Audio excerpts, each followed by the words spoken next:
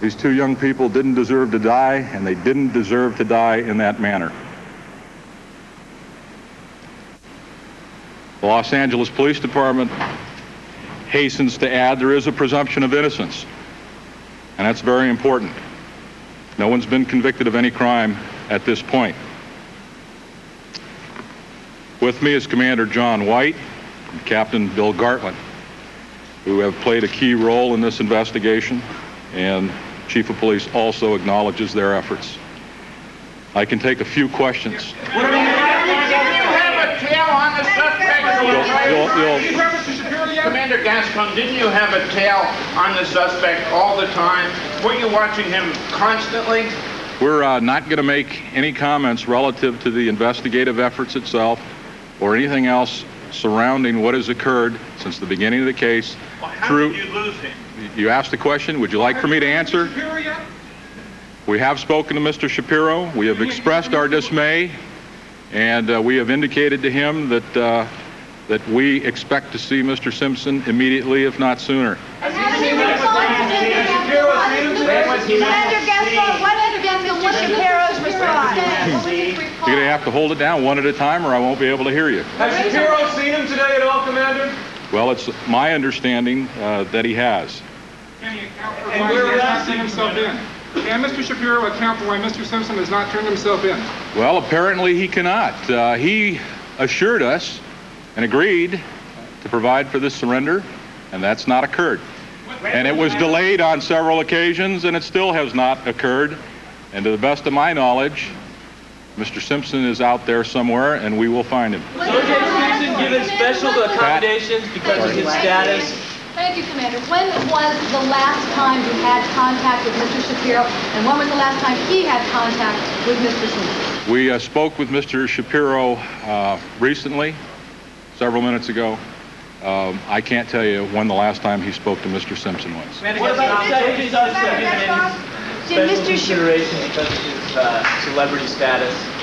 Absolutely not. Homicide investigations are complicated investigations. They require a tremendous amount of skill and patience by detectives. We have some of our absolutely best detectives on this case. They've been very methodical. They've done a tremendous job. They deserve to be complimented for their efforts. As I indicated, they're very complicated. There's no rush to judgment on these types of investigations. You have to keep an open mind. They are, as I indicated, among the very best we have. And there is no preferential treatment. There has not been any preferential treatment. And I think you will see with the commitment of department resources in pursuit of Mr. Simpson that he is a wanted murder suspect, and we will go find him. Saw O.J. and where was he at that time? I can't give you any indication of that. I don't know. Yes, Warren. Can you tell us when O.J. was informed that there has been a warrant issued for his arrest? Well, we have an expectation that if he's in consultation with his attorney and his attorney has made this arrangement with us, that he certainly knows.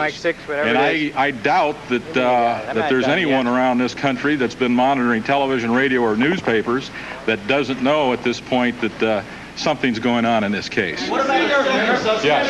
Look, last night there was some attempt at pretending as though O.J. Simpson went into his Brentwood mansion. However, many people do not believe that was actually O.J. Simpson at that time. Do you believe that he was in this mansion last night and left this morning, or was it some other time that he disappeared? I have no interest in getting into what occurred out there.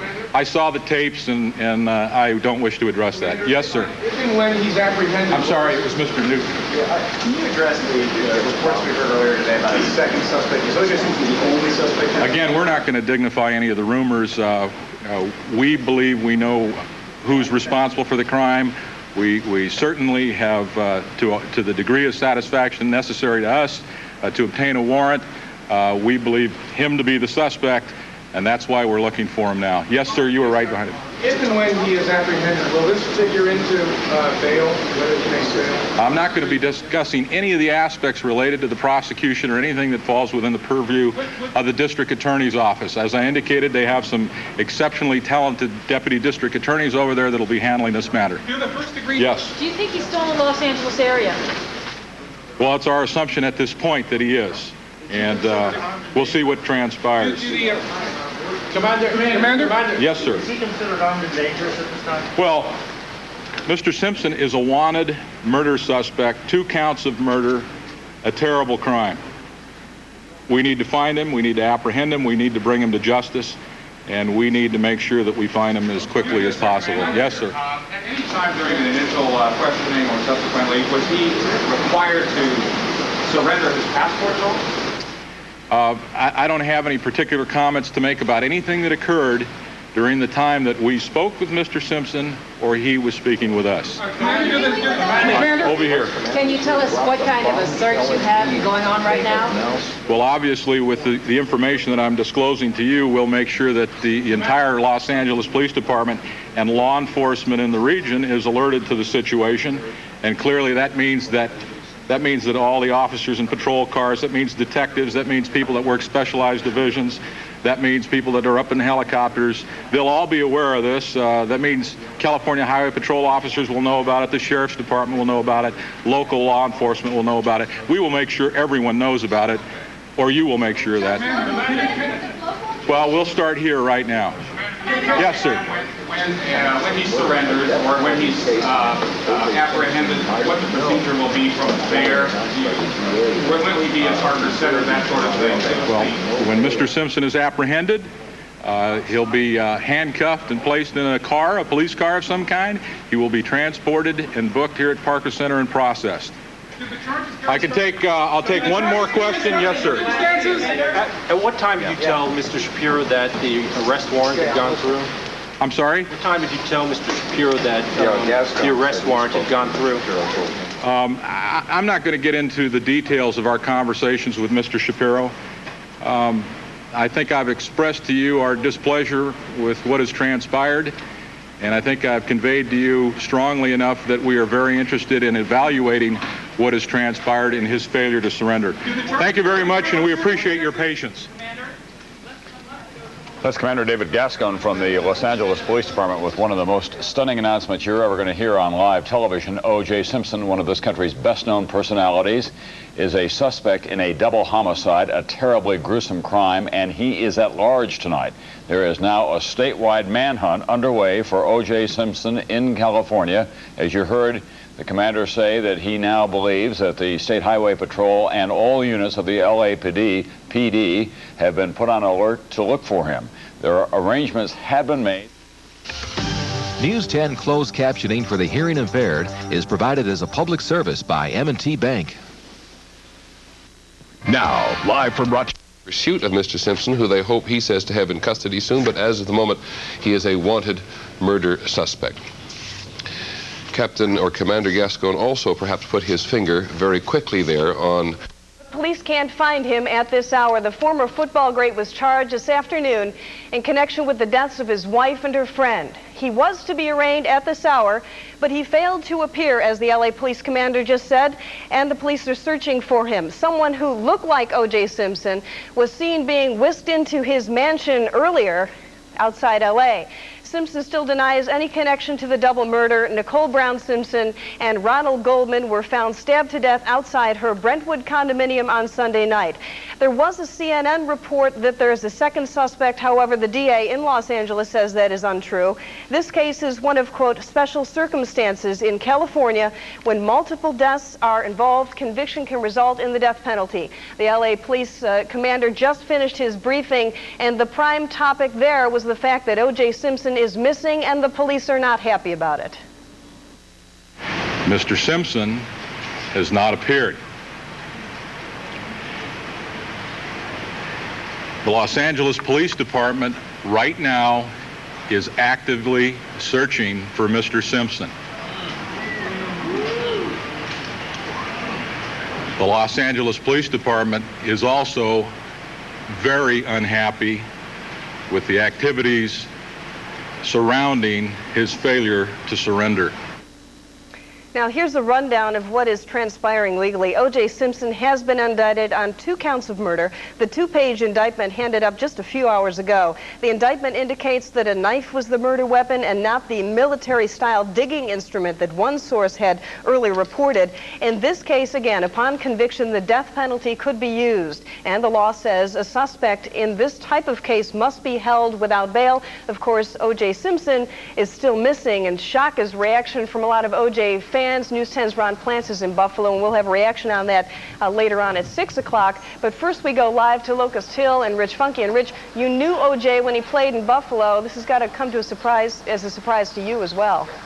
There's no question about it, Donna. His fall from grace is shocking to those of us who have covered O.J. for so many years with the Buffalo Bills, because he really was the epitome of class and dedication and self-control. And, you know, he always had time for reporters. He always made time for kids. But the reports of spousal abuse involving O.J. Simpson became widespread in recent days, revealing a dark side that few people knew. It's just very hard to believe, because no one can ever recall, at least publicly, seeing the violent side of O.J. Simpson. O.J. came to the Bills as a Heisman Trophy winner out of USC. Death penalty phase, and the jury will decide whether to recommend execution or life without parole. You are much more familiar with the police language in Los Angeles County than the rest of us are. What were you hearing from Commander Gascon there? I was hearing a great deal of anger that in this case there was some type of arrangement with defense counsel, that the police had trusted defense counsel to surrender Mr. Simpson, and that has not happened. And not only is this an embarrassment for the police, but right now they've tried so hard to be careful in their investigation, and they're missing the most important thing, the defendant. Is this fairly common, to make an arrangement with a lawyer to turn over his client like this? It's a little unusual, I would say, in a special circumstance case where you have a murderer facing the death penalty. That is unusual. There are other cases where arrangements are made to surrender, but in this type of case, I would say it's unusual. Okay, Professor Levison, thank you for being patient, because you indeed were. That's the news until now. O.J. Simpson, a wanted murder suspect in California. The Los Angeles Police Department saying they will pursue him and they will find him. The word has gone out throughout California and the region. His lawyer, Robert Shapiro, his second choice as a lawyer was to have handed him over in a deal not too very long ago. That deal did not materialize, and we will keep you up to date as the day goes on. I'm Peter Jennings. Hope you'll join us later for World News Tonight. Simpson is not inside. Despite what people are running around saying, O.J. Simpson is not here. He told me that this is probably, with a murder suspect on the loose, believed to be somewhere in Los Angeles, this is probably the first of several alleged sightings of the person who was on the loose. So once again, O.J. Simpson not here, apparently an incident that all began with a 911 call from the father of Nicole Simpson. Anyone who might have. I'm sorry, Andrea, you asked a question. Could you not have taken Mr. Simpson in custody last night when you had the evidence you needed in hand? Could you not have taken him into custody for the 48 hours or the 72 hours that the law allows you to hold someone during an investigation? Yes, if you knew where he was. Well, Mr. Garcetti, so are you saying that it was there was a responsibility of the LAPD to make the arrangements to deliver him to your doorstep? LAPD is in charge of the investigation. LAPD would be in charge of the arrest and everything that involves the arrest. Working in conjunction with your office. So the question so many people are asking, and perhaps this needs to be addressed to the LAPD, and it already has, is how can this possibly happen? The entire world is focused on this man. Is there any way to answer that? I can't. And surely you're wondering that yourself. Aren't we all? Well, I mean, you're in a position to give us some insight, though. I mean, Harvey's question was surveillance. Thanks. I mean, I can answer some questions, Phil, but not, not all of them. Do you know if the LAPD looked for him last night, or if there was any indication either to Mr. Shapiro or to him or to anyone in his camp that an arrest was pending? I think Mr. Shapiro voiced real surprise, if I recall correctly, when he was informed today that there would be a complaint issued against his client. Joe, what was the Yes, time sir. and place he was placed in the valley? These people that you talked to. Yes. What time was it? And where was it? I don't know from what period of time, but certainly I believe it was like late morning at the latest to early afternoon. In fact, it had to be earlier because originally O.J. was supposed to surrender at 11 o'clock. That means he should have been on the road by 10:30. In the event he did flee. Gil, in the event have you established the whereabouts Yes. of O.J. Simpson? Yes. Gil, in the event he did flee, will that weigh in your decision as to whether to seek the death penalty? No, not seek. No, I can't say that that would be a factor in the death penalty part. It can be used in the guilt phase, though. There is a jury instruction that permits the trier of fact to take into consideration the fact that you fled. As a consciousness of guilt? Correct. Can you comment on O.J.'s alibi the night of the crime? Obviously, we didn't buy onto it. Are you going to put Can you comment what do you think he was doing? What do we think he was doing? Can you talk us through a little bit of the crime No, that night? no, I can't do that. For this to become a special circumstance case where he faces either death or life in prison, you would have to get at least one count of first-degree premeditated murder. Correct. So in other words, you would have to allege in court that he acted with premeditation and had planned in advance the killing of at least one of the victims. We will be treating this case as a first-degree murder case with special circumstances. Are you putting out a warrant for the arrest of this other fellow that O.J. was seen with on the basis that he could help you find him? We need more information before we can do that. Let me just add, I don't know. He was in a house, I believe. At the appropriate time, and perhaps today is not the appropriate time, we must talk about domestic violence. I mean, for 18 months as district attorney, I've been talking about domestic violence and about the need to do something early on in domestic violence to protect not just the victim, like Miss Simpson, but others too, the children and others. This, unfortunately, is the result of the criminal justice system not doing the job that it must do in domestic violence. Gil, it's been pointed out the entire world is watching you at the moment. Do you feel embarrassed that all this is happening? That there's been such a massive cock up here? Well, I hope my son isn't watching overseas right now, but no, I'm not. I'm angry. I'm not embarrassed. Angry at who beyond O.J. Simpson? I'm angry at O.J. Simpson. Does the fault lie with any of the officials? No, I'm not going to point fingers at any of the officials. The LAPD has been busting their butt, really doing a fine job in terms of this investigation. Unfortunately, we did not have enough evidence early on to have made the arrest until we did. But it's the way it is. It's a circumstantial evidence case at that point. What I'm wondering is that you folks have had evidence early on in this investigation that there was substantial evidence linking O.J. Simpson to the murders. Given that you have a 72-hour window, given that you yourself are going to be argued that he's a flight risk, why not take advantage of that time frame?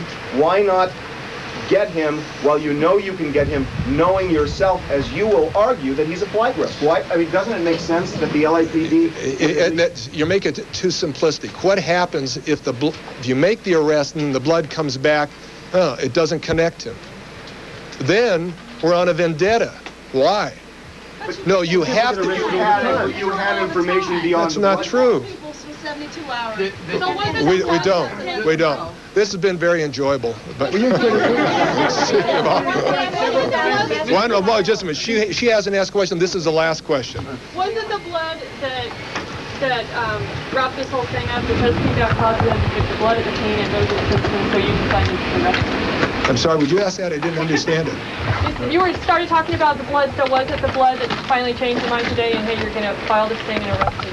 Not change our mind. It finally gave us sufficient admissible evidence to go forward and issue the criminal complaint and get an arrest warrant. And what blood did you found the blood type? Correct. Is it true that Nicole was almost decapitated? Thank you. I'm going to... We had it. What do you All right, have to just a say minute. about the fact that Weren't there when several- he pleaded no contest to battery Yes. his wife, he was allowed to have psychiatric counseling by telephone, And weren't there several incidents in the he past called the few shots on his community service. That What do you have to say about that? That was a horrible joke. It was a joke on our community, and look what happens as a result of that. Let me finish.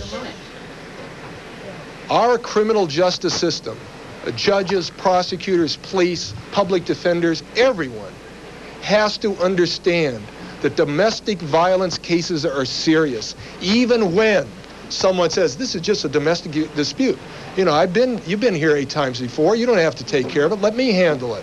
No, we're not going to let them handle it. We have to step in and we have to assist judges, making sure that they know the import of these cases, that they have lives in their hands, and that if they don't treat someone with extreme professionalism and understanding as to what the dangers are of domestic violence, then you're going to wind up in cases like this. In Los Angeles, and I dare say, in every urban community throughout the country, you have too many domestic violence cases. In Los Angeles, we're filing 1 domestic violence homicide case every 9 days, for heaven's sakes.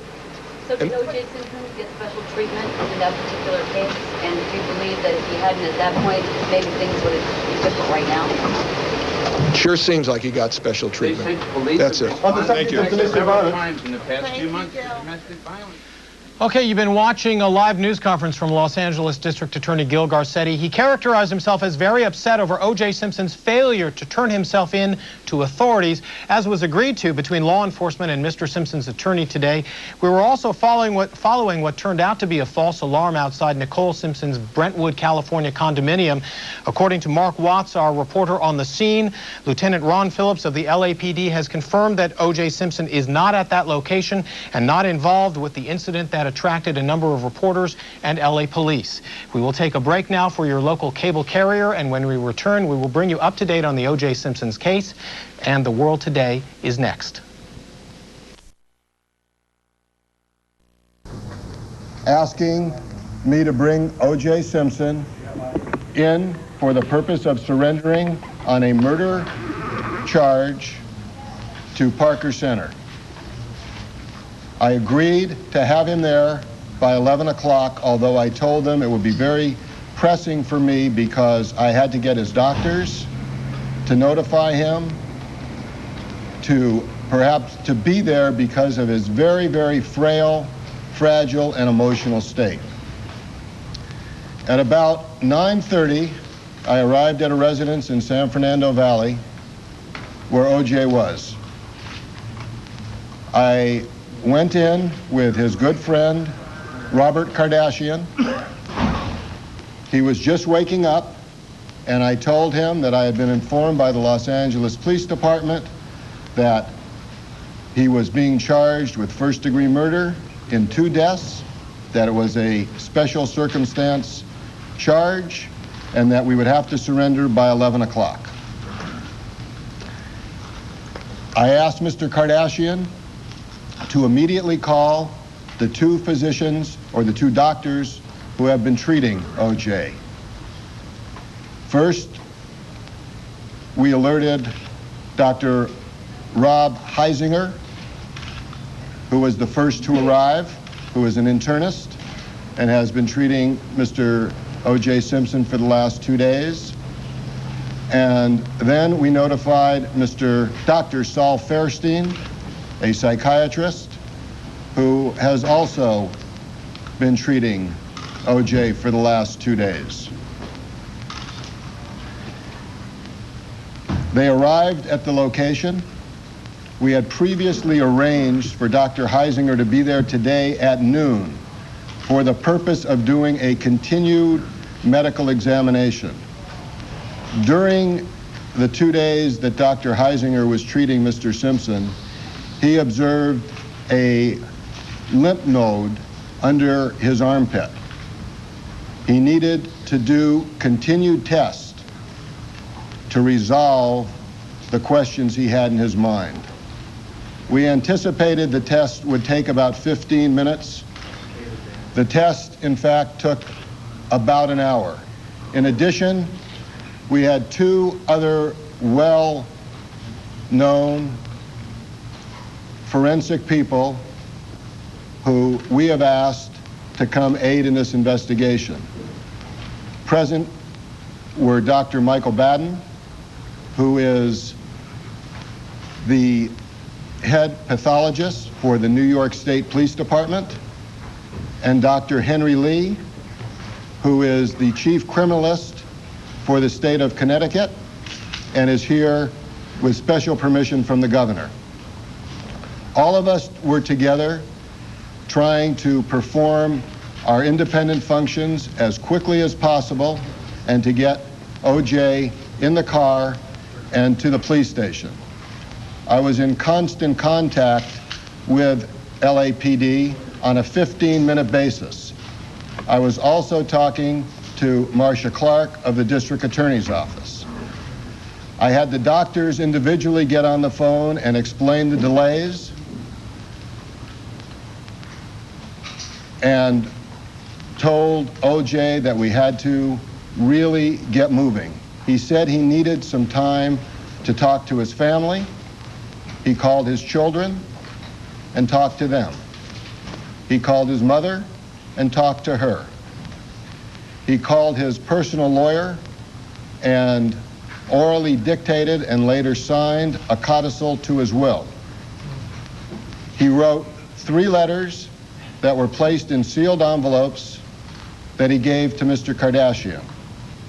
I had arranged the following means of surrender with the commander of the Los Angeles Police Department. I was going to come down with Mr. Simpson in my car, being accompanied by the psychiatrist, Dr. Fairstein, and by his good friend, Robert Kardashian. Because we were concerned about the potential for suicide, we were being followed by A.C. Cowlings, his lifelong friend, and Dr. Rob Heisinger. Sometime later in the morning, maybe a little bit, maybe past noon, I got a call from the commander of Los Angeles Police Department saying that we must now announce that O.J. Simpson is a fugitive. Where is he? I gave him the address. Actually, I asked Dr. Fairstein to give him the address and directions to the home in the San Fernando Valley. He said he would be sending up a black and white unit immediately. At that time, all of the professionals, the doctors, myself, and Mr. Kardashian were upstairs in a rather large house. OJ was downstairs, and at the time that I was getting the message from Los Angeles Police Department, he was wailing. He was with Mr. Cowling. I did not, nor did anyone else to my knowledge, tell OJ that the police were coming to take him into custody. The police arrived about 15 minutes later, came into the home. We greeted them. They were very polite and courteous. They told us that they would follow normal procedure, handcuff OJ, and take him to the police station, and they agreed that we would be able to accompany him.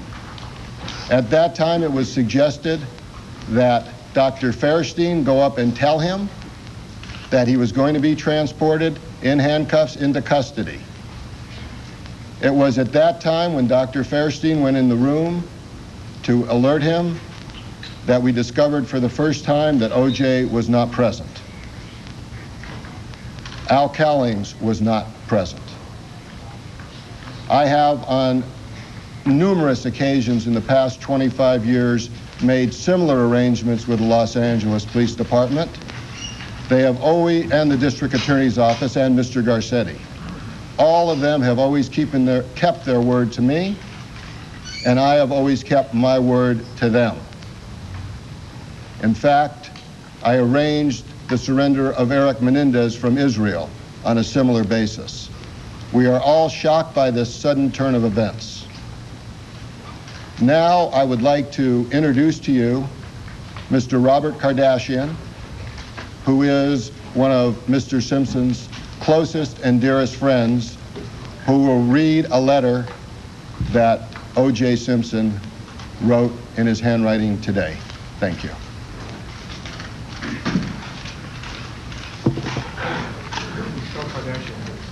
Let's go first.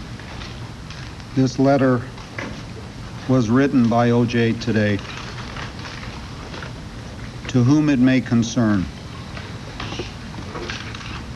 First, everyone understand I had nothing to do with Nicole's murder.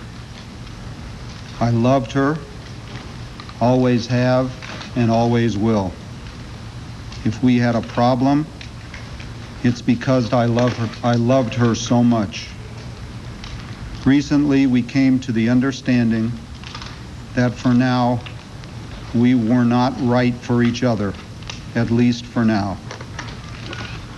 Despite our love, we were different, and that's why we mutually agreed to go our separate ways. It was tough splitting for a second time, but we both knew it was for the best.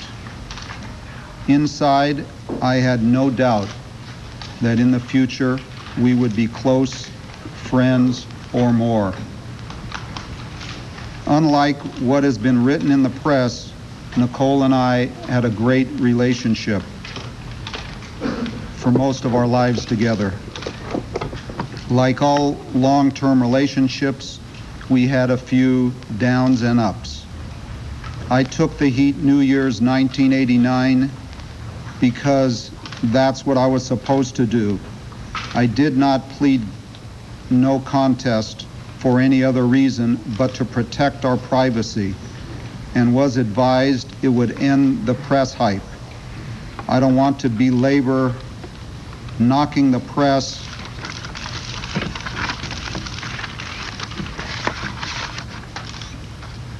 but I can't believe what is being said. Most of it is totally made up.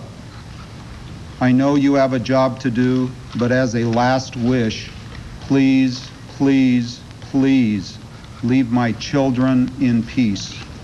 Their lives will be tough enough.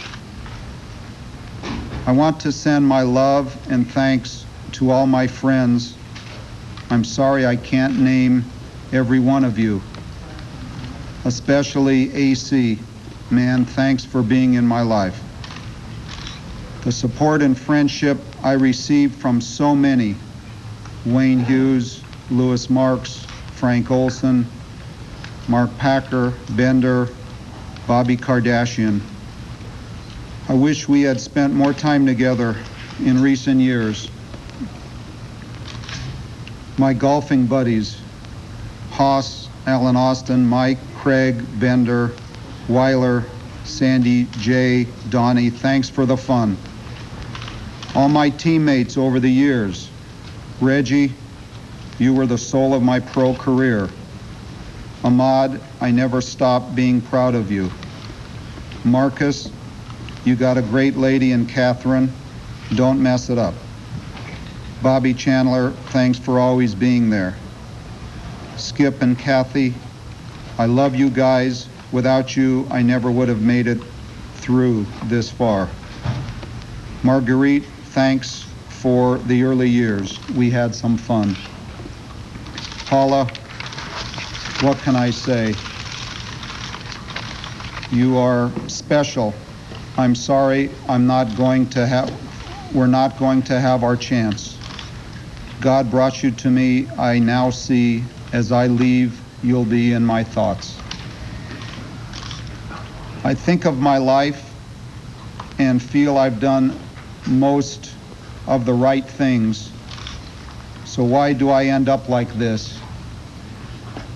I can't go on. No matter what the outcome, people will look and point. I can't take that. I can't subject my children to that. This way, they can move on and go on with their lives. Please, if I've done anything worthwhile in my life, let my kids live in peace from you, the press. I've had a good life. I'm proud of how I lived. My mama taught me to do unto others. I treated people the way I wanted to be treated. I've always tried to be up and helpful. So why is this happening? I'm sorry for the Goldman family. I know how much it hurts. Nicole and I had a good life together. All this press talk about a rocky relationship was no more than that, was no more than what every long-term relationship experiences. All her friends will confirm that I have been totally loving and understanding of what she's been going through. At times, I have felt like a battered husband or boyfriend, but I loved her. Make that clear to everyone, and I would take whatever it took to make it work. Don't feel sorry for me. I've had a great life, great friends. Please think of the real OJ and not this lost person. Thanks for making my life special. I hope I helped yours. Peace and love, OJ. Mr. Shapiro, can you tell us what, if anything, in addition to that letter, OJ might have said or did for you to express to us suicidal concerns? From Tuesday on, he has been exceedingly depressed. He has been under doctor's care, medicated and sedated, and we have had a very real concern that this might be an avenue that he would choose. Has there been any communication from him, whatever? None. Since this morning. Where is Cowlings now? 15 minutes basically to run away from you? Is that all the window of opportunity you had? Yes. Why didn't any of you merely stay? We were in a private residence. We were upstairs. It is a very, very large house. Was Cowlings' house? It's Mr. Al Cowlings, his best friend. Did he write that letter today, or was that written earlier? I don't know. If the man was suicidal, why wasn't he being watched?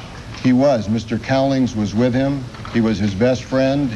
He is a former professional football player and All-American who was by his side for the last few minutes alone while we were upstairs. Why didn't any of you stay with him at that How point? Mr. Cowlings and Mr. Simpson got out of the house? I have no idea. Did you read us that letter?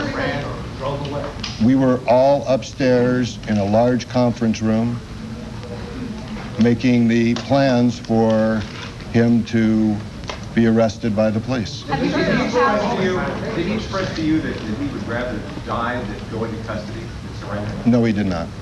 Did you read us that letter because you fear the worst at this point? We read this letter because it is the only words that we have from OJ. Is there a responsibility for him being a fugitive? I have never felt worse in my professional career as a result of what has happened today. However, I believe having 4 physicians in a room together, having his best friend who was a former pro football player there, and his second best friend there, Mr. Kardashian, to arrange the surrender,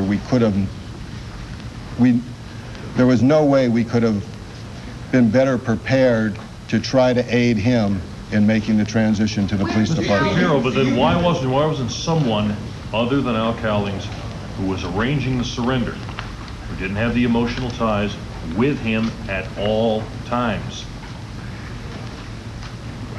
There was never any concern on my part whatsoever, nor on the doctors, that he was going to surrender to the police department today. It never entered our minds. Have you heard from Cowlings? We were never concerned that he might run. Where do you think he is, or what do you think he's doing now? My relationship with OJ is a professional one. Can we talk to Mr. And if Mr. Kardashian would like to address that, absolutely. Bob, if he turns himself in, what is your status on the case? Do you stay with it? Yes. Mr. Shapiro, did O.J. Simpson actually return to his home in Brentwood following funeral services yesterday? No, he did not. Where did he go? He went to a house of seclusion, which I had announced to the press in a press release, that he was sedated and under doctor's care, and that's where he awoke this morning, and that's where the surrender was to be made. I don't know. Who did he write the 3 letters to today? One is addressed to his children, one is addressed to his mother, and one was addressed to the public. Do you view this letter as a suicide note? We reviewed it with the 4 doctors and the psychiatrists that were there, and clearly that's their interpretation. Have you read those other letters, or have those other letters been? They are under seal and will be turned over to the people to whom they are addressed. Are you aware of the phone call that was made to Nicole's apartment this morning? No, I am not. Could you say what is in the codicil to the will? No, I cannot. Did you were able to give the police any information concerning... Wait. We need to go one at a time. Would he have to have Mr. Collins' help to escape? It's not an escape. He was not under arrest. A run, then? He was not under arrest. He was at home, under sedation, in a very, very emotional state. He was at a residence that is secluded, that is very, very hard to find, and there was never any thought of him leaving that residence without us. In that emotional state, though, would he have to have Mr. Collins to help him in order to run or escape, or however you want to... I can't speculate on that. Where is Collins now? I- Have you heard from him? No, I do not know. Is his Do you vehicle think O.J. is missing? Yes. alive? Do you think O.J. is alive now? I am keeping my fingers crossed and praying that we will be able to bring him into court and let the case be determined in a court of law. Have you been able to give the police any information about the cars that may Yes. have been taken, Yes. including license plate numbers? Yes. Would you care to share any of that with us? The police department will have that available. I would, but I don't know them Was offhand. he on medication? Yes. Was he under the assumption that he was going to have to turn himself in eventually, but maybe it was going to be next week sometime? We had never been given any official notification from the police department or the district attorney regarding the status of the case. We had been told that they were investigating, they had not named him as a suspect, and that their investigation would take at least another week. By not turning himself in, what impact does that have on the case? I don't know either of the parties to be able to comment on that. Mr. Shapiro, the All Points bulletin that the city have out lists O.J. as being armed. Do you know if he has weapons on him now? We deliberately went through the house at great length and removed anything that would be potentially dangerous within the house where he was staying. Given Mr. Simpson's... The house has a front door, it has a back door, it has a kitchen door. But I thought you said he was upstairs. He was downstairs with Mr. Cowling while we were upstairs in the conference room. Given his state of sedation or the... downstairs? Yes, I did. Given You the... didn't see him? No, the doctors were upstairs looking out the window. They did not see him. Where would he run to? Would he have a place to run to? Those questions I cannot address because they're of such a personal nature, and my relationship with him is of a professional one. Are you interviewed by the police since his disappearance? I'm sorry? Have you been interviewed or interrogated by the police? Yes, I have. How many Are you cars? aware whether or not he, Mr. Simpson, has contacted anyone else? I am not aware that he has contacted anyone since we last saw him this afternoon. Mr. Shapiro, given the state of the medication that he's on, you- Yeah. What were you thinking? I mean, when a man writes a codicil to his will and then hands you 3 sealed letters. He didn't hand them to me. But still, he signs a codicil to his The will. codicil to the will was reported to me. What I was thinking is exactly what I told the commanders of the police department and the district attorney, that I believed him to be suicidal, that I was afraid bringing him downtown alone, that he might jump out of the car, and that I wanted to have 2 people on either side of him, and his best friend and another doctor following him, so that we would have security to get him down there in a safe condition. Mr. Shapiro, you said he was waiting when you gave the news he was going to... I did not, no, that is incorrect. Any other questions? Mr. Shapiro, given his medical... That note constituted a suicide. Well, had he already left, or was he still at the house? No, the sequence of events were that when the police came to arrange the surrender, Dr. Fairstein went to look for him and to bring him to the police and tell him personally what was going to happen. And that he was... Attorney, weren't you obligated to tell us? I'm not finished. Would you kindly just wait one moment? I'll take your question. Mr. Kardashian, can you spell your name? No, may I finish, please? Thank you. The sequence of events were that the members of the Los Angeles Police Department, sergeant, lieutenant, and detective, arrived, told me what the procedure would be. I introduced him to Dr. Fairstein. He suggested it would be best if he personally brought Mr. Simpson out and told him. He walked in with the police to look for him, and that was the first time that it was discovered that he wasn't in the home. Other than the written notes that were left behind, what were the last words you heard from O.J. Simpson? My personal words were of a complimentary nature to the way that I had been with him, and for him to thank me for everything I had done up to date. Are you holding O.J.'s passport? No, I am not. Do you have reason to believe that he may have left the country? I told the police that we would secure his passport and turn it over and make it available, but during the funeral, yesterday was the funeral, the internment, the day before was a viewing of the body in an open casket, and that was simply something that we haven't gotten to. But I don't believe under any circumstances, probably the most recognizable athlete of all time is going to be able to do anything in the way of leaving this jurisdiction. Mr. Shapiro, given the state of his medicated... Wait, one at a time. Did he seek legal advice from you about extradition? Never. Given his state in the last couple of days, you say he's been sedated, he's been medicated. In your judgment, can he operate on his own, or does he need assistance from other people? That's a medical question, and that is the reason we had 2 physicians with him full-time. Your personal judgment, given what you've seen of that man in the last 48 hours, can he operate out alone? I am very concerned about his welfare. Now, who was the guy running into his house yesterday who was supposed to appear like O.J.? What was that all about? I have no idea. I was not there. What kind of medication is he under? I don't know. We'll have to check with the doctors. Did the police ever tell you what evidence they had? Never. If he calls you, what are you going to tell him? To surrender immediately to any law enforcement officer, to any police station, wherever he is. Does this have an impact on his defense? Yes, it does. There was a statement today that there was a second party involved. Do you know anything about that in the murder?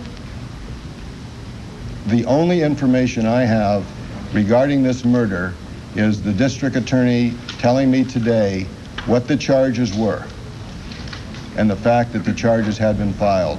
Not one law enforcement officer has shared with us one piece of information.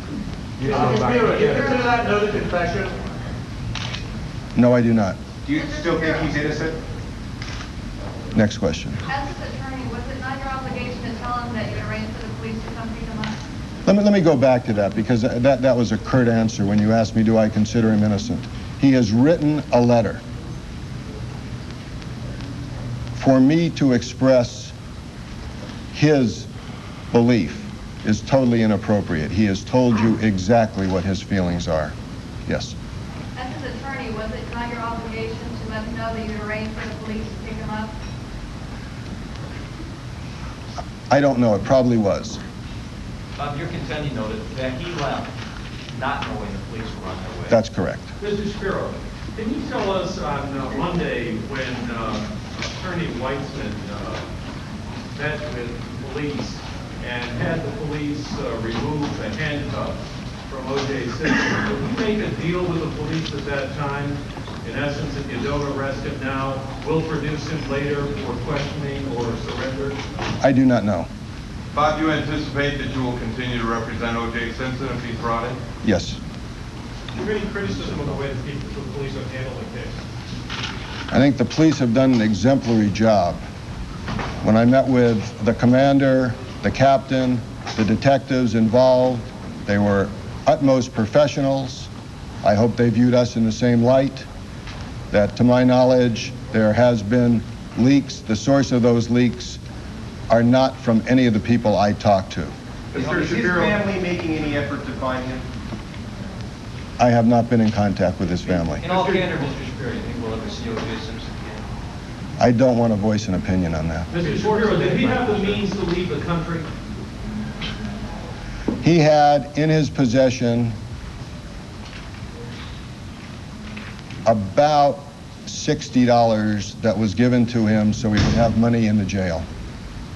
He had no wallet, no identification, nothing else. You know what, gentlemen? Thank you very much. One more question? Do you believe you had a good case before? Stay down.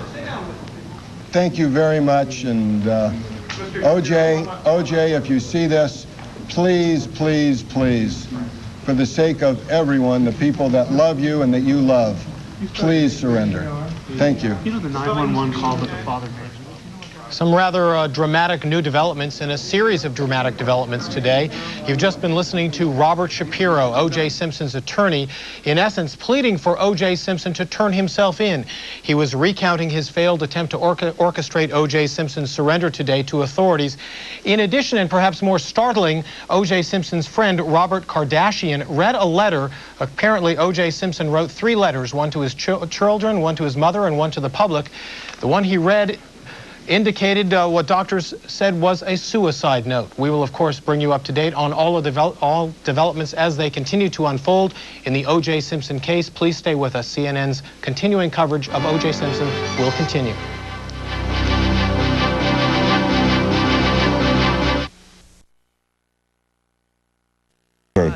Police believe he is in that vehicle.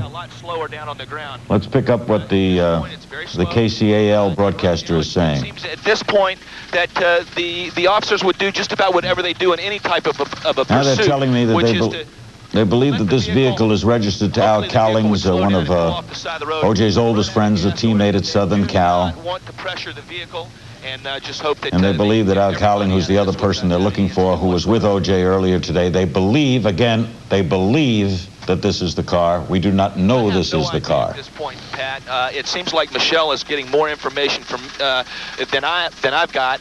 Regional 6 again is down below, but he's really not talking. He's on his own frequencies, trying to just stay on top of all of the vehicles down there, just in case the vehicle did get away. The law enforcement vehicle would be able to maintain visual at all times. Well, right now, Pat, I see 2 vans that are no more than, say, I would maybe 100 to 200 yards ahead of the vehicle. Besides that, we've got traffic up ahead, but that's more than maybe a half a mile, 3/4 of a mile ahead. So in the immediate proximity, there are no other vehicles. In fact, going right across the bridge there, you can see more highway patrol as they're all trying to monitor and try to keep pace with the suspect vehicle and just try to pull this off safely if they can.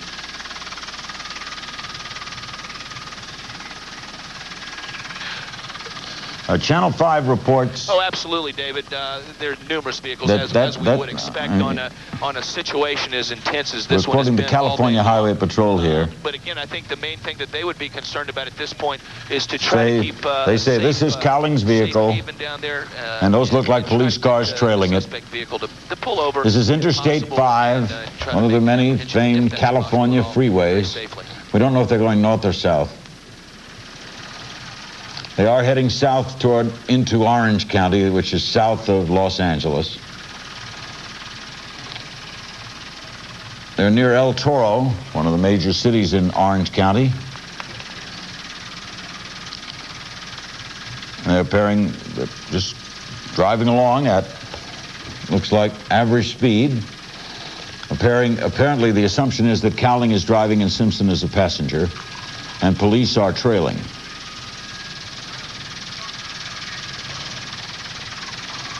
The police are making no attempt to pull this car over. Hey, Pat. That person yelling, "Hey, Pat," is at KCAL in Los Angeles, and that's their helicopter. I need to talk to Pat and David real quick, please. John, do you hear me? Yes, John I do. Mack, our guest, the president of the LA Urban League. Yes, I do. What do you make of this? I'll tell you, this is high drama, Larry. I didn't expect to be a part of this, but neither did I. You know, it'll be interesting to see who's really in that car. And Okay, we're going to stay with this. Obviously, the car is not exceeding the speed limit. The California Highway Patrol has another helicopter, could be a police helicopter, is trailing it. They're going south through Orange County, but nobody is pulling this car over. And we could only guess as to why not. Right, I guess they're just being careful. They may fear that there are arms in that car. They may fear that Simpson may harm himself. Right. They may fear that they're not in the car and it's just the registered car and someone else is driving. Right. Yeah, I think they're correct in proceeding with a great deal of caution here. Now they are northbound on I-5. That's a correction. We had said southbound on I-5. Now they're northbound on I-5. That would make them heading toward L.A. Coming back toward Los Angeles, yes. Now police radio is saying that Simpson has a gun at his head.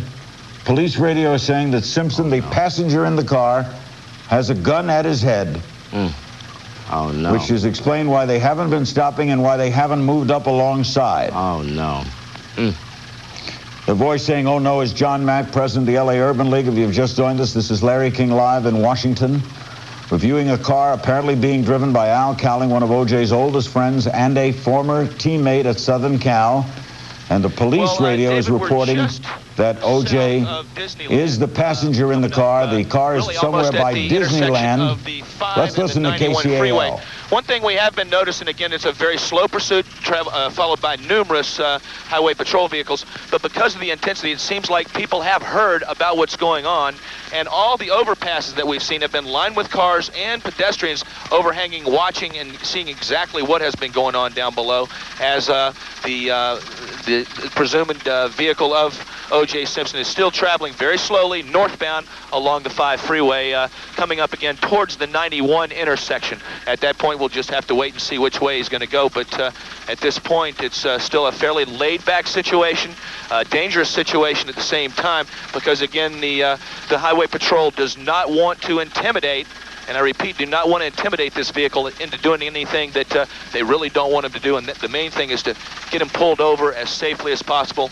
And there's only a couple ways that'll happen. One is him just pulling over and or running out of gas. So at this point, we can only pray that they'll be able to pull this off in a safe measure. There also appears to, all the other cars are pulling over to the side. Obviously, people listening to their radios know what's going on here. And that car appears to be in the second lane. Pursuit.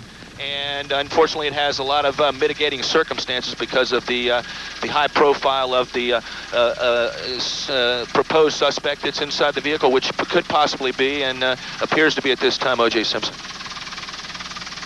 Now they're moving over into the third lane.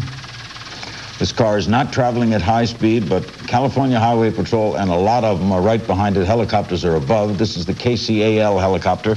That's our CNN affiliate. This is in Orange County, heading north around Disneyland. There you see all the police cars following them. And apparently any traffic that was on I-5, and that would be very crowded right now, has pulled over to the right or gotten off that freeway. Not, but we have seen one vehicle in the past that actually ended the pursuit at Parker Center, so it'd be quite ironic if that was to happen with this one traveling all of the 5, get to Los Angeles, and then just go right and give up at Parker Center. So we'll just have to see what happens. They could be heading, as the gentleman said, to L.A. Police Headquarters. That is a possibility. And that report was from a police car about that gun. We do not verify that, except we did apparently hear a police car say it. Okay. Again, that is apparently Al Cowling's car, and apparently O.J. Simpson is in the passenger seat.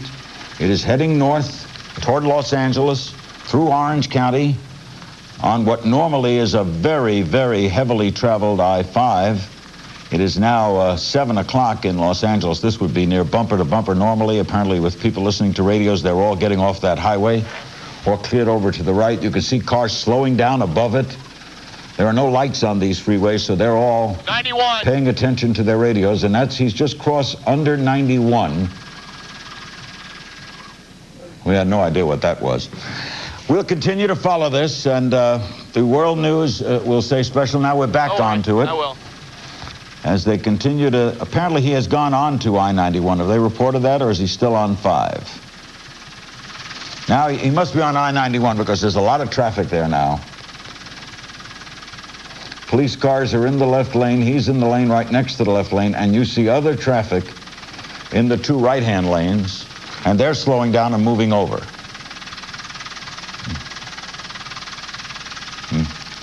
Police reports, again, we're telling you this is a police report from one of the police cars that O.J. is in the passenger seat with a gun. The driver is apparently, although we don't know, Al Cowling, former teammate, one of his oldest friends. I wonder if any of that's confirmed. All of this is, again, reports we're getting from Los Angeles. You're watching CNN and our coverage of this ongoing, incredible story, of which we have no reference point because there has never been a story like this.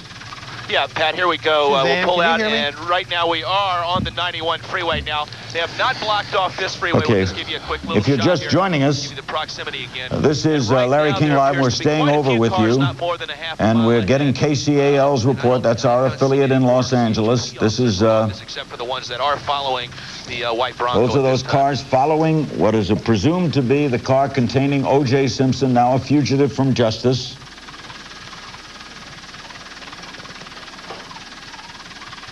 The car is traveling at normal speed. The police reports that O.J. Simpson is in the passenger seat and apparently has a gun.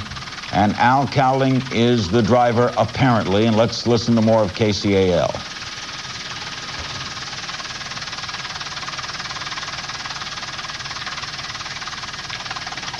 Sound you Yeah, hear David, is of the course, sound from of the our point of view, of course, we can't see as to who's in there at all right now. But again, it's just kind of going to take the time and patience of the officers down below just to kind of follow the vehicle and decide what they want to do. But as we always have seen in pursuits, and again, this is nothing but a pursuit at this point in time, although it's a very high profile at this time, they will just kind of hang back and let the pursuit progress and see exactly what happens, but again, trying to make it as safe as possible and not try to intimidate the driver, whoever that might be at this point. The hope, of course, is that they are heading, with everyone's fingers crossed, to police headquarters.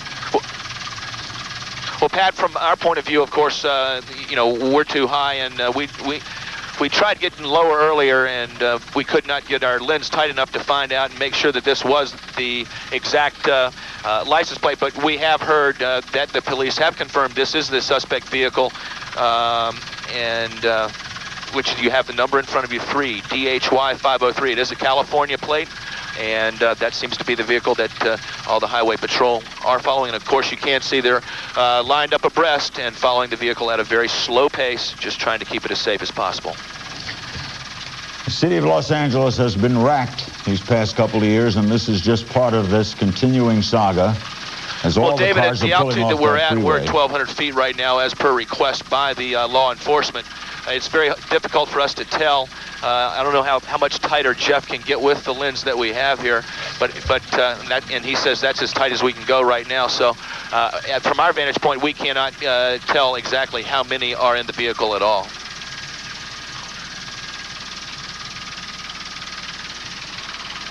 Again, all this is presumption now. It is apparent that the police believe it. Well, and it's that not is great. Cowling's car, and that Simpson is in the driver's seat. We've received a report of a gun in the car. The car is heading north, which would be toward Los Angeles. We picked it up in Orange County. The vehicle is registered to Al Cowling, a former teammate, close friend of O.J. Simpson's, who has been a fugitive from justice now almost 12 hours.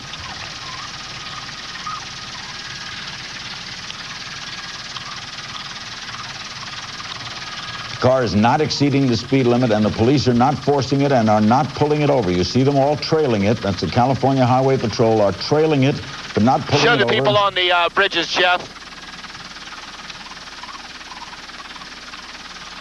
Obviously, everyone else has pulled off the lane as you look far ahead. No cars are there. Now it's going to go under another freeway, and you see police cars atop that freeway. Now, the police do have speakers in those vehicles. They can speak, as if you've ever been pulled over sometimes, you'll hear the police officer say, come out of your car. If you were speeding or something, they can speak to that car.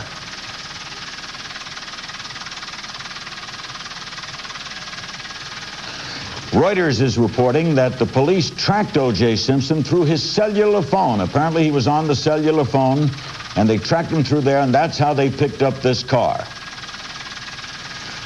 Now, all traffic is being cleared off this freeway either through their own venue or through instructions coming from somewhere. These people, obviously, there's no one paying any attention to anything else but this story, so they're all listening to their radio. Look at all the cars on this next bridge, man.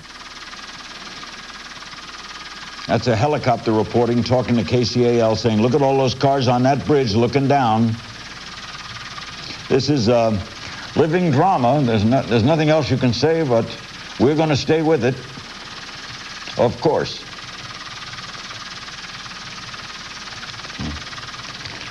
Conceivably, as a cellular phone, he could be on that phone right now, talking to his attorney, talking to somebody. We've already heard the letter that he read to the public, private letters written to his mother and his children.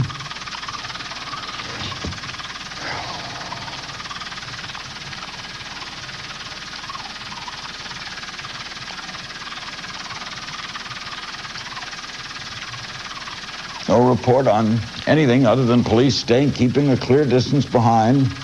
There's no rule book on this because... Right here, Pat. This hasn't happened.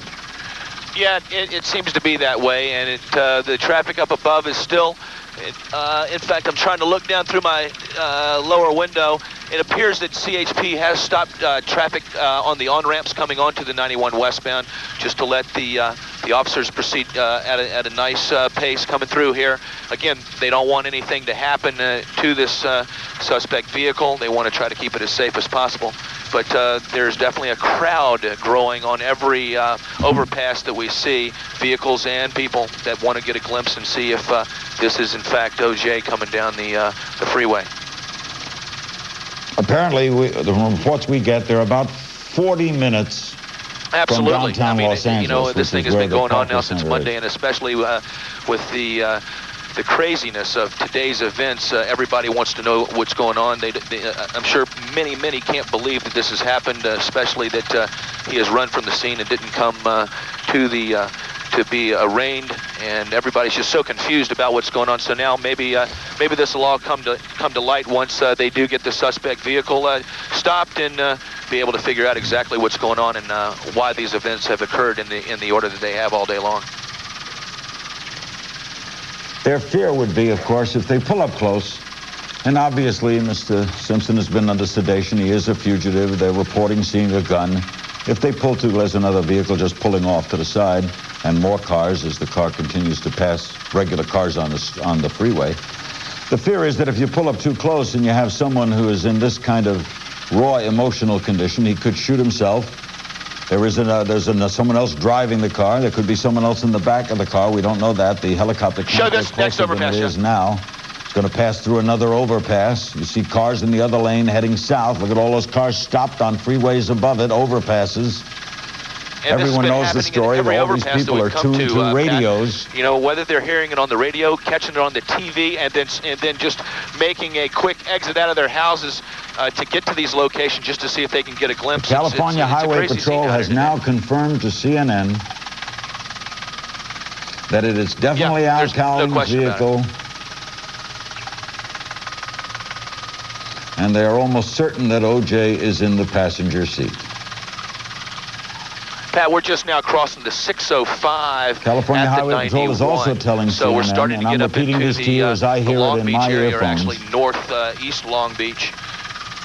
But again, OJ appears to be holding a gun to his head. Well, David, the 405 is not too much farther down the 91. Apparently in his cellular phone that he wants to go to his mother's house. Will be the Long Beach or the 710 freeway. Then after that would be the 110 freeway. We're getting. And then after that, you'd hit the 405. So, I mean, at this point, we really have no idea which or where the final destination may be for purported O.J. Simpson inside this white Bronco. You are listening to KCL's coverage. There's an anchor in the studio and a man in the helicopter, a reporter.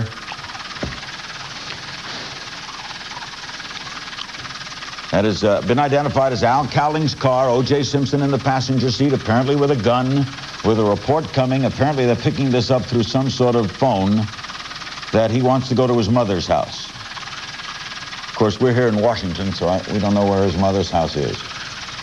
The California Highway Patrol is telling CNN that O.J. Simpson, through his cellular phone, is reportedly wanting to go to his mother's house, and if that's true, the police are letting him, because they are not pulling up alongside this car. As you see, all the California Highway Patrol cars trailing it.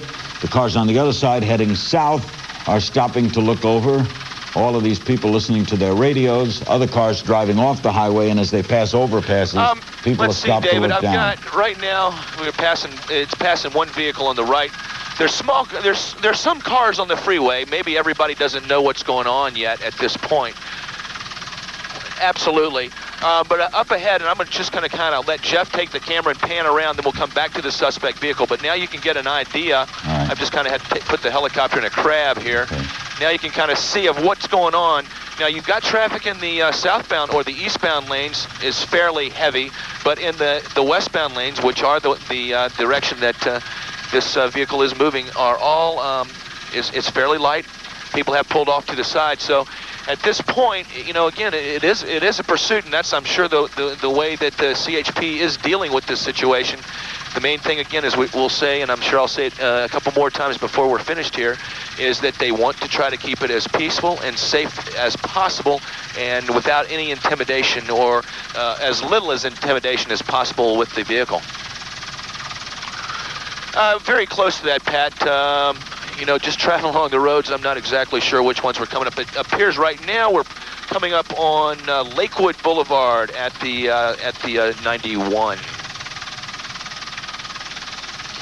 They're on I-91 now, by the way. That's heading west, and then they'll cut into 101 and the 405 freeway. Artesia. The 405 is the one, the Artesia freeway, and then the 405 is the one that goes by LAX.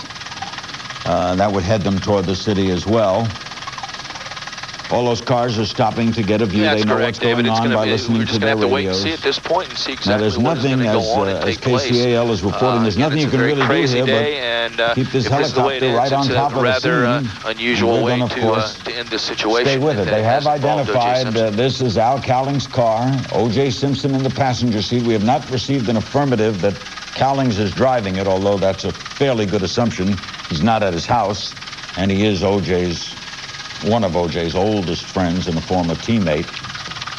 As the traffic proceeds, what you see there is normal traffic, that pickup truck and a car, but very little traffic as all these cars attuned to their radios are pulling off. The cars on the top of the screen heading east on that freeway are just slowing down to look and get a glimpse of one of the icons of American sports history, O.J. Simpson, on this tragic June day.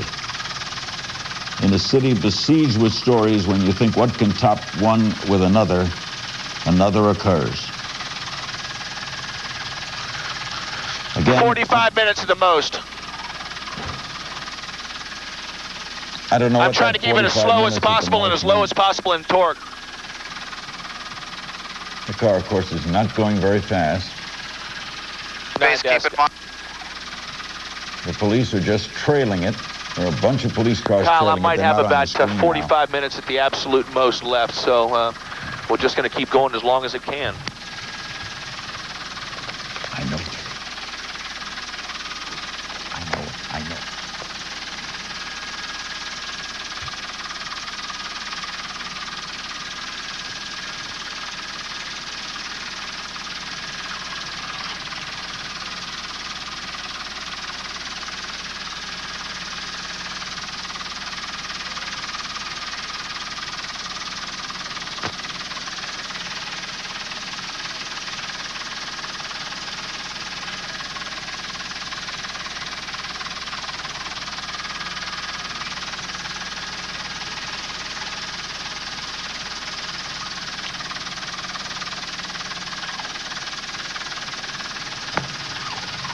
This is Larry King as we stay atop this scene.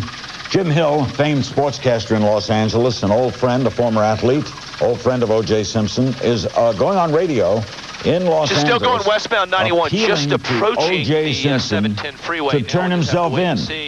According to the lanes, Jim Hill is going on radio in Los Angeles, appealing to O.J. Simpson to please turn himself in. He is on 91 West. At the 91 westbound, very slow, David.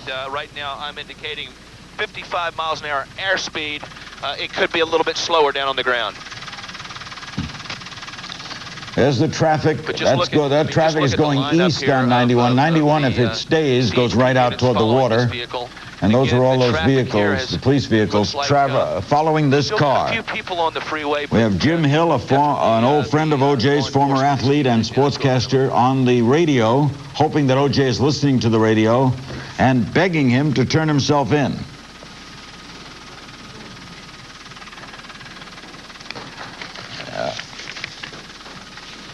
Okay. O.J.'s mother lives in San Francisco, where he grew up. There is a belief, though, that she flew to L.A. today. We are acting. Let's listen to this officer. Assistance capacity at this time. What about the report that officers, whether they be Orange County Sheriff's deputies involved or your officers from the CHP, have seen O.J. Simpson with a gun to his head in that vehicle? Yes, I don't have any specific reports on that, on the information that I have. So I can't comment on that. But if there is perhaps a weapon or fear that there might be a weapon inside, safety has to come into play here when you're considering trying to stop a vehicle, correct? Yes, we have, the CHP has policies for high risk and or felony stops, and the officers, if they are involved in that, will act according to policy, and they're well trained, and we go over these scenarios all the time in training. So the officers are well aware of the procedure to use in felony stops or high-risk situations. At what speed are they going now, Officer Ferrier? Any idea? I don't have that information right now. Apparently it's not a high-speed pursuit. The location is, it looks like it's westbound SR 91 at perhaps Atlantic, I believe. Okay, we're just told now, officer, that it's west of the 605, westbound on the 91 freeway. I see. Okay. This is really a case, as it has been in so many of these pursuits on Southern California freeways, perhaps waiting for the driver to run out of gas, or for, in this case, if what we've heard about O.J. Simpson with the gun, perhaps to just change his mind and pull over and end it all. I don't mean end it all in terms of O.J. Simpson. I mean end this pursuit. You're just going to wait them out, in other words. Yes, like I say, our policy is generally to follow the pursuit and hoping that in this case that the suspect vehicle will run out of gas and stop. Fortunately, it's not a high-speed pursuit. They're going at a relatively moderate speed, which is better than a high-speed pursuit, obviously. And if it were turned into a high-speed pursuit, CHP officers at the time would choose to either abandon the pursuit or remain in the pursuit, depending on factors that would involve safety or potential hazardous situations. Christine, I've just noticed an extraordinary thing, and that is that there are cars. Look at those people right there waving as this Bronco goes by. They're waving at O.J. Simpson. Everybody in Southern California who has a radio or a television is certainly aware of what's going on right now. And this is a Bronco. We believe O.J. Simpson is in it, along with his longtime friend Al Cowlings, a former teammate at SC. They are westbound on the 91, and people who, of course, have been pulled over by the CHP to give this vehicle clear passage on the freeway are standing there and waving. We are watching KTTV's coverage, that's Fox 11 in Los Angeles, of this ongoing drama of Al Cowlings' car with O.J. Simpson in it, driving west on the 91 freeway. That would put them right around, if you know L.A., Bellflower Boulevard now. This is called the Artesia Freeway, and they're heading toward Compton. It's been an extraordinary day. Jim Hill, O.J.'s friend and sportscaster, has been on the radio. The last thing Jim said was, O.J., you were a man, you are a man, be a man, turn yourself in. Those are overpasses with crowds. Prove to the world you're still a man, turn yourself in. The driver's head. We have pretty much verified that O.J. is in the passenger seat in that car. We have received a report that his mother flew in from San Francisco to Los Angeles this morning, but we don't know where she is in Los Angeles. It would seem almost funny that perhaps Simpson would... This is definitely the Al Cowling vehicle, and O.J. is in the car. The California Highway Patrol's Pete Gustafson tells CNN that O.J. appears to be holding a gun to his head. Those Either Al Cowling's or CHP are trailing that car. The car is not exceeding the speed limit. To his head and wanted to be taken to his mother. If you have just joined us now, just to recap very briefly, as we watch this Ford Bronco continue westbound. Earlier today, Robert Shapiro had arranged for O.J. to turn himself in. Doctors were in attendance. They were all going to go together in a car because they were worried about suicide. When they went downstairs from a conference room in O.J.'s house, he was gone. O.J. Simpson at about 10:30 Shapiro did not hear again from him. We then had a press conference later in which Shapiro announced that O.J. had written seal letters to his mother, to his children, had codified the will. That means might have changed and added to and had the will certified. And then wrote a letter to the public in which O.J. said such things as, "I have nothing to do with Nicole's murder. I loved her. Recently, we'd come to our understanding. For now, we're not right for each other. It was tough splitting." But then it goes on in a rambling account saying goodbye to people and saying he was pretty much at the end. It certainly reads like a suicide note. Do it. 11:45 was the next time he was supposed to do it. He didn't do it. And then the all points bulletin went out. O.J. Simpson has been missing now for about 7.5 hours. As this relatively low-speed pursuit goes on.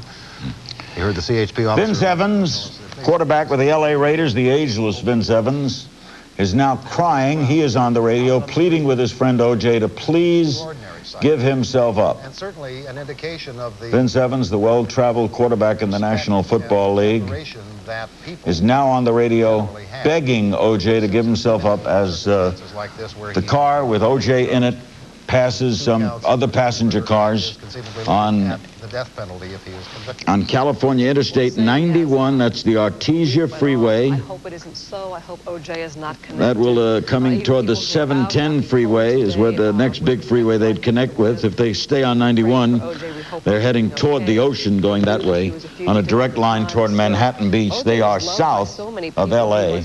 and south of downtown. This car is heading due west. To television broadcasting. It's hard to believe that something like this could happen where he is now running for his life here. He is a fugitive on the run. Authorities following him they believe he is in this vehicle right now on the West 91 near the 110 freeway. And it's interesting to note the time. This started apparently around 6:45, a little bit after the main part of rush hour. Authorities, though, are attempting to clear the freeway, although you can see a car right there going up right next to the Bronco. Not an easy job clearing the freeway. O.J. Simpson formally charged today with 2 counts of murder. He was supposed to surrender at 11 o'clock today. Basically, his attorney turned his back, and O.J. managed to get away. Get away, apparently, with his good friend Al Cowlings. Now, we have a little bit of an update. This is off the Associated Press wire, or excuse me, the Reuters wire. According to someone who is monitoring police scanners, the man in the car says he would not give himself up. He's in the back of the vehicle. He has a gun to his head, and he says he will hurt himself. He is demanding to be taken to his mother. Now, that apparently is information off a police scanner, according to the Reuters newswire. We continue to watch from Sky 11 this 1993 Ford Bronco. We do know that this is the vehicle that belongs to Al Cowlings, former pro football player himself, a longtime friend of O.J. Simpson. O.J. Simpson, when he was preparing to surrender this morning to be picked up by LAPD and taken to Parker Center, wrote 3 notes, one to his mother, one to his family, and one that his attorney and a friend read this afternoon at the attorney's office in Century City. And to listen to that note, it sounded very much like a farewell goodbye from O.J. Simpson. Said that he basically thought he had done what was right all his life and wanted to be remembered for that. He asked the media to leave his kids alone and for all of us to remember him to get over he had been. He also proclaimed his innocence It appears to be where he's headed. First, everyone understand I have... And he said... Went on to say, if we had a problem, it's because I loved her so much. Don't feel sorry for me. Thanks for making my life special. I hope I helped yours. Peace and love, O.J. His attorney had said that he'd been extremely depressed. He was under the care of doctors. One friend is quoted as saying he had never seen O.J. Simpson so low. The vehicle, we believe, with Al Cowlings and O.J. Simpson in it, and it looks like the emergency flashers are going on that Bronco. That's the first time we've had sort of this view of the vehicle. And it is going westbound again. It appears the way the sun is hitting the front of the vehicle, although it's a little bit difficult to tell because they have made a transition from one freeway to another. And there you see just a huge number of police cars, CHP, Orange County Sheriff, LAPD, presumably Los Angeles County Police Department as well as LA County Sheriff's cars, all a respectful distance behind, just waiting, hopefully, for this to play itself out peacefully without any further loss of life or any more damage and destruction. On the phone now we have psychiatrist Dr. Tom Linden. And Dr. Tom, can you hear me? Yes, I can, Chris. At this point, we have reports that O.J. Simpson is in this vehicle. One report says he has a gun pointed to his head, says he will not be taken alive, and wants to be taken to see his mother. At this point, what would you deduce psychiatrically from those comments? Well, I can't obviously get inside O.J. Simpson's mind right now, but judging from other experiences with suicidal people, number one, he has to be taken very, very seriously. Number two, quite often people who are suicidal at that time are also potentially homicidal. And that's something that the police are very well aware of, and anyone who would be negotiating with O.J. Simpson would have to be aware of that as well. So he's not only a risk to himself at this moment, he is a risk to other people as well. We have heard, you know, in movies and on television and so on for years that when a potentially suicidal person calls someone, either on the phone or says it face to face, that he or she is considering suicide, that in by itself is a call for help. Would you consider these 911 calls talking about what O.J. is thinking of doing to be a call for help as opposed to a serious suicidal person? Well, I don't see the difference. Somebody who's seriously suicidal often is calling for help at the same time. It's clear to me that he's desperate for help right now, but a person in a suicidal situation is in a very between a rock and a hard place. One part of himself may be wanting to kill himself, the other part very much may want to live, and so it's the job of negotiators. I'm sure there's probably a police psychiatrist who may be patched through to him.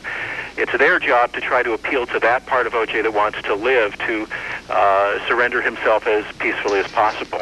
Obviously, the thinking then is not rational whatsoever. He is apparently with one of his best friends, but still, in the state of mind that we can guess that he might be in, he can't be thinking too rationally. Is that correct? Well, people who are acutely suicidal do not act rationally. So the point in the idea in dealing with acutely suicidal people is to get them in safe hands so that they don't do anything that obviously could not be undone. If you make an attempt on your life, you're not in a clear, sane mind at the time, and certainly.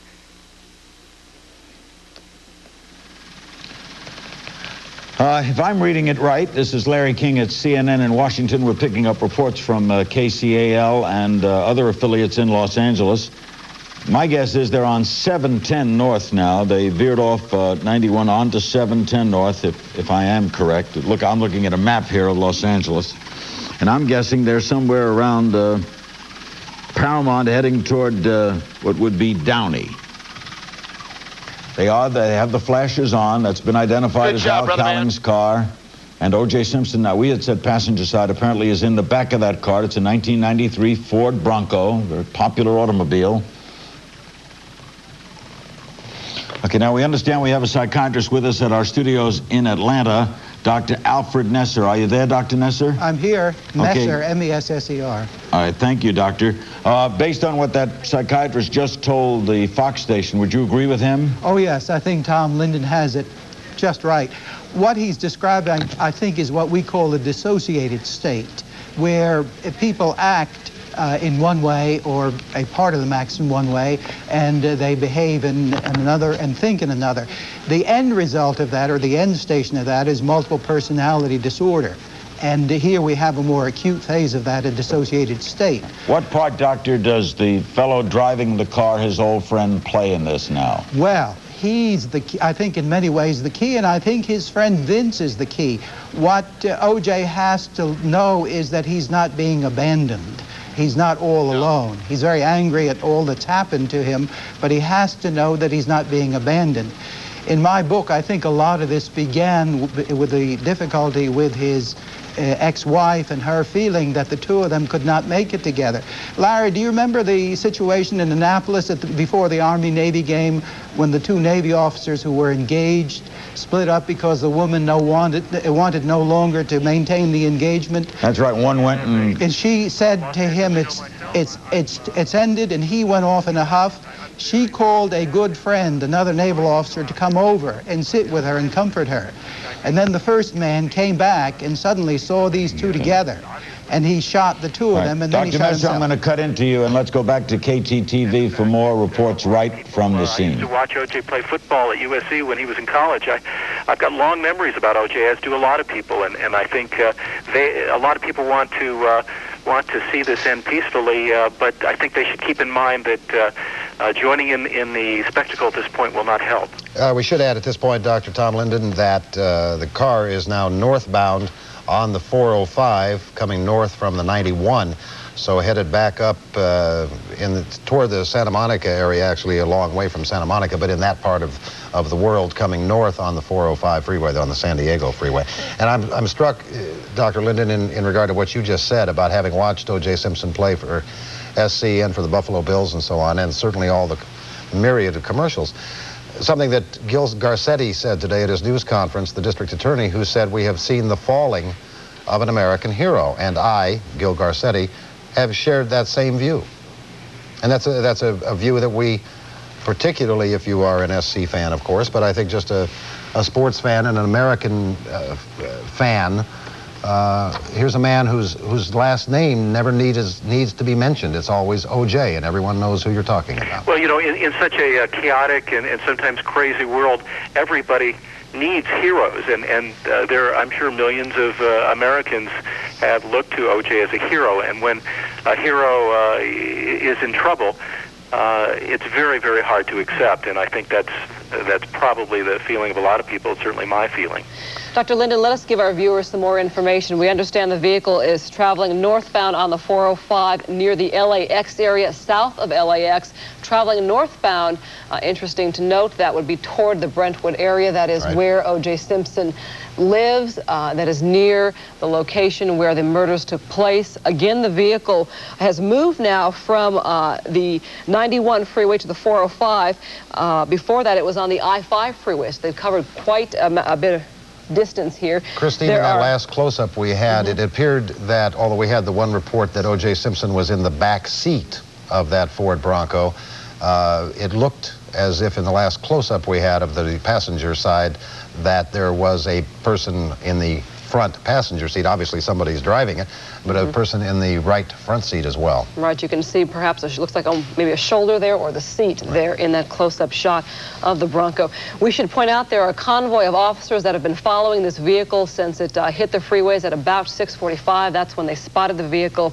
Among the people traveling in these vehicles is a top law enforcement hostage negotiator, part of the convoy trailing this Bronco. There are reports the authorities were trying to phone the Bronco, but they were getting no response. We do know there is a car phone in that vehicle because some calls had been made, and that is one way authorities were able to locate the vehicle, and they have confirmed this is the vehicle belonging to O.J. Simpson's former teammate, Al Collings. And indeed, the cellular phone call at about 6:30 was what did trigger it. Because of technology, they knew that, number one, they knew that this was a vehicle that O.J. Simpson possibly was in, because it does belong to Al Collings, and he and Al Collings disappeared from another Simpson friend's home in the San Fernando Valley this morning. The attorney and a psychiatrist that had been dealing with O.J. Simpson since Monday, and some police officers were on one part of this friend's home. and they went to tell O.J. that the police were here to put him in handcuffs and take him to Parker Center, and they discovered that O.J. Simpson and Al Cowlings were gone. And that was now about 8 hours ago. As we continue to watch this Ford Bronco going north on the 405, and it was a phone call because they knew the cellular phone that went with that vehicle, a phone call at about 6:30 that triggered the search. It began in Orange County, a phone call made on the cellular phone from Al Cowlings' Bronco. Since then, there's been at least one call to 911 in which the person on the phone said that O.J. Simpson had a gun to his head and wanted to be taken to see his mother. Now, it's quite possible, since the car is going north on the 405, headed toward the LAX area, north of that, of course, is Brentwood, that perhaps O.J. Simpson's mother is at... It ain't gonna happen. We're back at CNN in Washington. We hear somebody yelling, "It ain't gonna happen." I don't know whose voice that is. Obviously, the helicopter's veered off a little now and is trying to catch back up to O.J. Simpson, heading past LAX on the 405 freeway north. His former famed coach, John McKay, one of the legendary coaches, has gotten on public radio to tell O.J. that he loves him, to beg him to please give himself up. Again, you see traffic in the south lane stopping and looking, police cars trailing, other traffic stopping off to the right, getting toward 8 o'clock in Los Angeles, about 25 minutes away from 8 o'clock. If they stayed right where they're going now, they're going to go right toward the Beverly Hills, Santa Monica, Brentwood areas, where O.J. lives and where the two people killed also lived. There's the Ford Bronco. O.J. reported in the back. There apparently appears to be something in the front as well. There's something appears sticking out of the right-hand side of that car. And again, they're losing the picture a little, is KTLA. Other reports we're getting is that O.J. appears to be a little incoherent, and they've picked him up a little on the phone, and the voice sounds slurred. There you see LAX. In fact, you see a plane landing at LAX.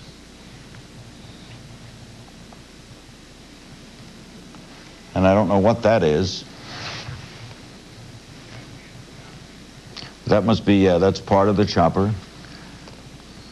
As the LA airport, one of the busiest in the world. 405 freeway is the freeway closest to the airport, runs north and south, called the San Diego Freeway.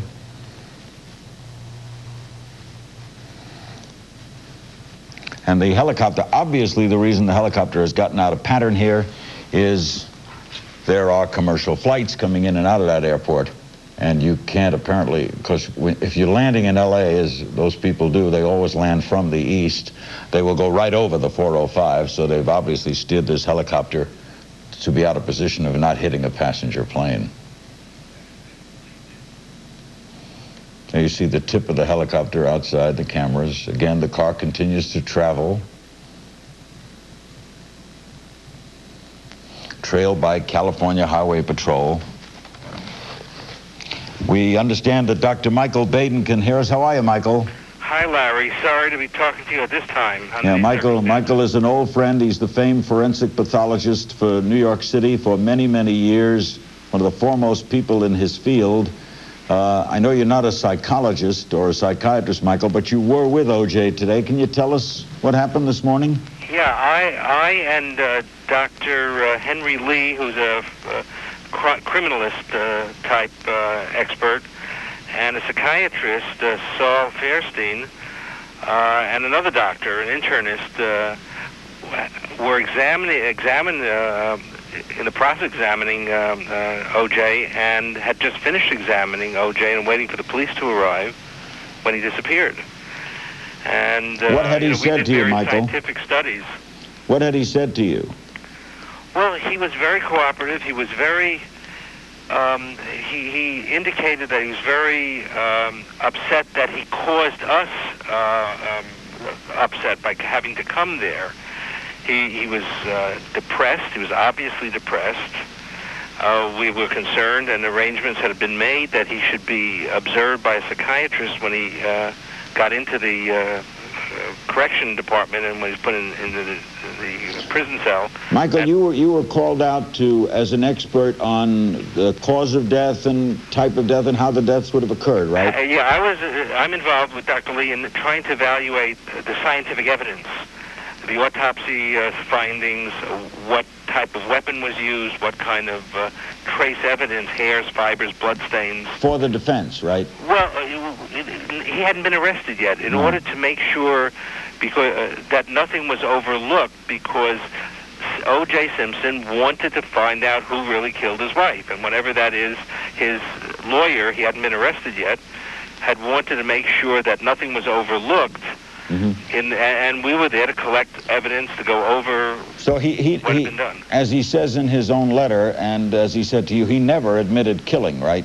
Well, certainly not to me. He seemed to be bewildered, Larry, as to why people were so felt he had killed his family when he was bereaved and very upset at what had happened. Do you think, and he couldn't quite understand why suspicion was pointing to him. The L.A. police would have allowed you to cooperate with them? Well, Bob Shapiro was in the process of doing that, yes. Both Henry and I have worked for the L.A. police in the past, and with Gil Garcetti in the district attorney's office. And what we were doing, he hadn't been charged with anything. Once he was charged, then we can get more information.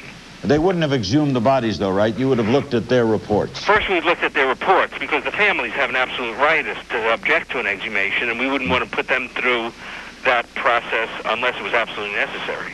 All right, Michael, based on your understanding of all these things and talking with the other psychologists and psychiatrists, could we in fact have O.J. being totally in an unreal world here and not accepting the fact that he may have done what he did? Sure. He was so depressed and he's so upset that we were concerned that he could hurt himself. And right now, this is a horrible thing we're watching, which the chances of this winding up, badly are great. Why? Because he was distraught when he left. He's not leaving to escape to Mexico or escape to any place. Our concern when he was not found wasn't that he was trying to escape, was that he was going to harm himself. And then after that, that letter was found, which supports the view that he is very suicidal. In that little box, we see O.J. Simpson's home in Brentwood. That car is heading toward Brentwood. Where are you, Michael? I'm right now in Beverly Hills at a hotel. Are you watching this with me? Pardon me? Are you watching this with me? Yes, I am watching with you. I just came back about 20 minutes ago from the San Fernando Valley home where O.J. had been for the past 2 days. What do you imagine the driver's doing here? I mean, what? Well, AC, I'm not sure what they're. See, I felt confident that when I saw his depression, that Al Cowley, who was with him, was able to make sure that he didn't hurt himself. Let me cut in a second, Michael. Let's go to KTLA and their coverage from the sky. Desires of O.J. to return to Brentwood have been well publicized, so I guess there is contact between the units in pursuit and the Ford Bronco itself. It does appear that way, and especially they seem to have cleared the freeway pretty much like they do when you see a presidential motorcade. You'll notice that everyone is off to the sides and the freeway is wide open. Does it appear that way to you from your viewpoint, Craig? Oh, most definitely. As you can see, just crossed over a section of lots of pedestrians on the freeway. The on-ramp at around Venice is just jam-packed with people, spectators looking out of their vehicles, looking on at the procession here, northbound 405. Okay, Craig, Stan and I were just speculating about what the Highway Patrol and LAPD will do when they arrive at the Sunset Boulevard off-ramp. Now, it's possible that that car may turn off at another point, and the access to his estate could be reached, of course, from Wilshire, or there is another turnoff, as I recall, near Waterford, which would then let him go under the freeway to Church Lane and then up to a Sunset Boulevard. So I think that what we want to see, if you could accommodate us and our viewers, would be that when he gets to Sunset Boulevard, to see what happens next if the car gets that far. Yes, it'll be quite interesting to see what is going to develop here in the next 5 minutes or so. Currently approaching the 405-10 interchange northbound. So you're right near the Santa Monica Freeway, and it looks as though you're the car is proceeding at, what would you estimate, 40, 45 miles an hour? Yeah, approximately that speed is between 35 and 45 miles an hour, I would estimate. Uh-huh. Okay, then from the I-10 interchange up to Sunset Boulevard is only going to be maybe 3 or 4 minutes more. Oh, most definitely.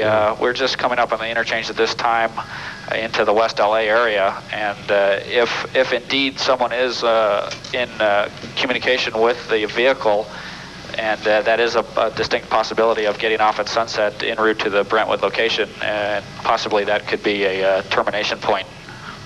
It does look like he's going past the 10 turnoff, doesn't it? Yes, currently at the interchange at this time, and he's continuing northbound on the 405. Okay, now if I'm just making a guess here, he's either going to turn off at Waterford or at Sunset Boulevard. It's possible to go to the next turnoff and then double back to get to Sunset. But yeah, he's right in front of me. Craig, do you see any blockades on those off-ramps up ahead? Unfortunately, I don't see anything like that. It looks pretty smooth sailing up the 405. I don't believe there is any roadblocks up ahead. Okay, I didn't mean across the freeway. I meant on the off-ramps. Of course, that may be a little bit out of your sight. It'll probably come into your view within the next 60 seconds or so. Yes, the off-ramps are quite blocked. It appears that a good number of people are pulled on the right shoulder and are out of their vehicles watching this procession proceed up the 405 freeway here. It's in this area, it's becoming more prevalent that people are stopped alongside the road and are watching this as it passes them by. What off-ramp are you coming up on now? You should be approaching pretty close to Wilshire Boulevard, aren't you? Coming up on Santa Monica Boulevard at this time. Right. And that off-ramp is not blocked. Mm-hmm. And the vehicle is still in the far left lane, right, so continuing northbound. Let's mention to our viewers that there are only 3 off-ramps now remaining if he's going to go to that Brentwood estate. There's the one coming up on Wilshire, which you're probably approaching now. That's affirmative, Hal. Okay, and then right after that, probably another 30 to 40 seconds, you'll be at Waterford. We'll see if he turns off on Waterford, but he's in the left lane. Yes, left lane, currently left lane. You can see other traffic there with the vehicle. The left lane and the other traffic are pulling off to the right shoulder at this time, ahead of the vehicle. Okay, now it's crucial to see if he starts moving over to the right lane. It doesn't appear that will be the case due to the number of vehicles blocking those right lanes. Craig, Eric Spillman is right there at the intersection of Sunset and the 405. Eric, can you read us? Go ahead and tell us what you see. Well, first of all, we're just coming up. We're going north on the 405. We're coming to Sunset Boulevard right now. And I can tell you that I've seen CHP officers stopping people from getting onto the 405. The southbound 405, as you know, is a parking lot with everybody stopped and out of the cars looking, waiting for this chase to come. But the Sunset Boulevard off-ramp is open, and it appears that they think that he might get off here. The whole way going north along the 405, it is an amazing sight. Along the right-hand shoulder, people have pulled over, many of them carrying signs such as signs reading things like "Save the Juice," "Go OJ." People are literally cheering him on as he travels northbound on the 405, and we can only assume that he plans to get off at Sunset and go towards perhaps his home. All right, now, Eric, do you hear us? Yes, I do. Yeah, we have been speculating that he would get off on Sunset. He must be approaching you right now. He is still in the far left lane. We'll let you know if he starts moving over into the right lane. Now, remember, there's an exit on that freeway right past Sunset Boulevard. I believe it's Moraga Drive. There is. When you come to the Sunset Boulevard overpass over the 405, it is crowded with people who are outside on the bridge. He's moving over now, Eric, moving over to the right, which means he may take that Sunset Boulevard off-ramp. He's now moving over to the right lane. Go, follow him. Craig, are we approaching Sunset Boulevard now? Yes, we are now. Okay, we're approaching Sunset Boulevard. From the Sunset off-ramp. There's a crowd of people who are on the bridge here watching as he approaches the Sunset Boulevard. All right, Eric. Looks like there's a... Eric, it appears now as though he is getting... As I recall, there are 2 lanes on the Sunset Boulevard off-ramp. He is in one of them, and that's the lane he would be using. Looks like he's getting off there. Okay, Hal, it looks like he is getting off at the off-ramp at Sunset. All right. Okay. Getting off, he's on the off-ramp now, coming up the off-ramp at Sunset. Lots of people at the overpass at Sunset, and possibly here will be a westbound turn en route to Brentwood. That's right. Looks like he's in the left lane now. Yeah. Making a left turn. The intersection is free, and he's clear, and now making his left turn westbound on Sunset. All right. He must have gone right by you, Eric. Well, he hasn't. We're staying ahead of it. We're going to his mansion, believing that he's going there. But it was an amazing situation on that overpass there. There were people running around on top of there. I don't know how he's going to be able to drive through all those people. All along Sunset Boulevard, there are people stopped as well ahead of the chase. We can only assume he's going to his home on Rockingham in Brentwood. Okay, Eric, that's exactly what had happened. He did take that Sunset Boulevard off-ramp, as we had speculated, and now he is proceeding west on Sunset Boulevard. He just went past Woodburn and will be approaching Barrington Avenue. And there's a red light at Barrington. There are lights on this. I don't know what he's going to do, how he's going to respond to traffic lights. He hasn't had to cope with that, but there's quite a lot of traffic lights. We're hearing the sirens behind us now. He is right behind us. We're hearing the sirens. The police have their sirens on. Both sides of the street have pedestrians. All right, They've just passed us at Barrington. He just went past Barrington. Just passed us at Barrington, followed by the sheriffs. They're Orange County Sheriff, Santa Ana police officers who are in pursuit. Okay, Eric, it's only now probably 3 minutes at the most, I would say, to his home in Brentwood. That's right. His home west of the 405 on a street called Rockingham. Right. He will have to make a right turn onto Rockingham, and that is where his mansion is. It looks like at least 10, well, maybe not 10, but 7 or 8 Santa Ana police, Orange County sheriffs, and highway patrol officers following him, as well as regular private citizens on motorcycles who are following this chase now. And we're right behind them. Now, how far behind the Bronco are you, Eric? I'd say we're less than a mile behind. Okay. What's going to happen is that street, Rockingham, is a very, very narrow street. It's going to be interesting to see how that's going to work when he tries to make that right turn onto Rockingham and go up towards his mansion. The mansion itself is about a mile or so up Rockingham on the right-hand side. Yeah, that's right, Eric. And also, once again, if we can continue to speculate, it will be interesting to see if he is allowed to go into the mansion itself or whether he will be stopped short of it. That's a good question. Remember, there are people there in that mansion, and I don't think law enforcement wants any kind of siege to take place. Then again, it is possible he may have said on the phone, all I want to do is see my mother and children, and then I will surrender. So that is also a point for speculation, too. It's hard to say what in the world is on his mind at this point. That's right. But he is getting very close to Rockingham. We're getting very close. He's going to be making that turn very soon. There he goes. Okay, he has made a turn. Yeah, he's off Sunset now. He did not make a turn on Rockingham. He turned on a street called, Bristol Circle, I think. Yeah, Bristol Circle North is where he turned off of Sunset. Yeah, he'll make a left turn now to get over to his street, which is Rockingham. This is the back way that you can get to his mansion. That's right. Okay, we're following not only black and whites with their sirens on and their lights flashing, but again, there's about 10 private citizens on motorcycles who have joined the pursuit as well. And we can very close to the house now, very, very close. We're right in the neighborhood. We are right on the block where his house is. Okay, and he is pulling in to the driveway. Come around. Someone is going to the door right now, Eric. Okay, we're pulling up. let me tell you what I can see. We've just turned the corner. It's total chaos here.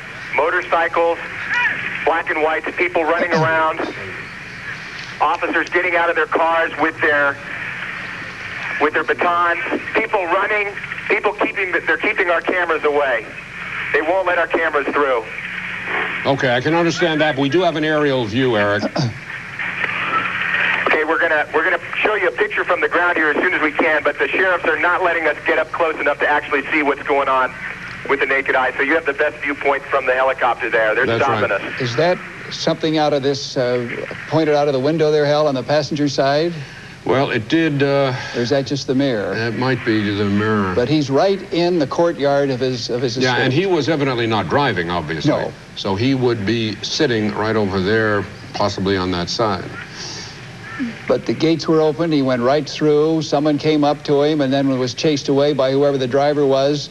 And two uniformed officers or uniformed men came up and pulled him away, flashing lights on both sides. And we are right here at a standoff.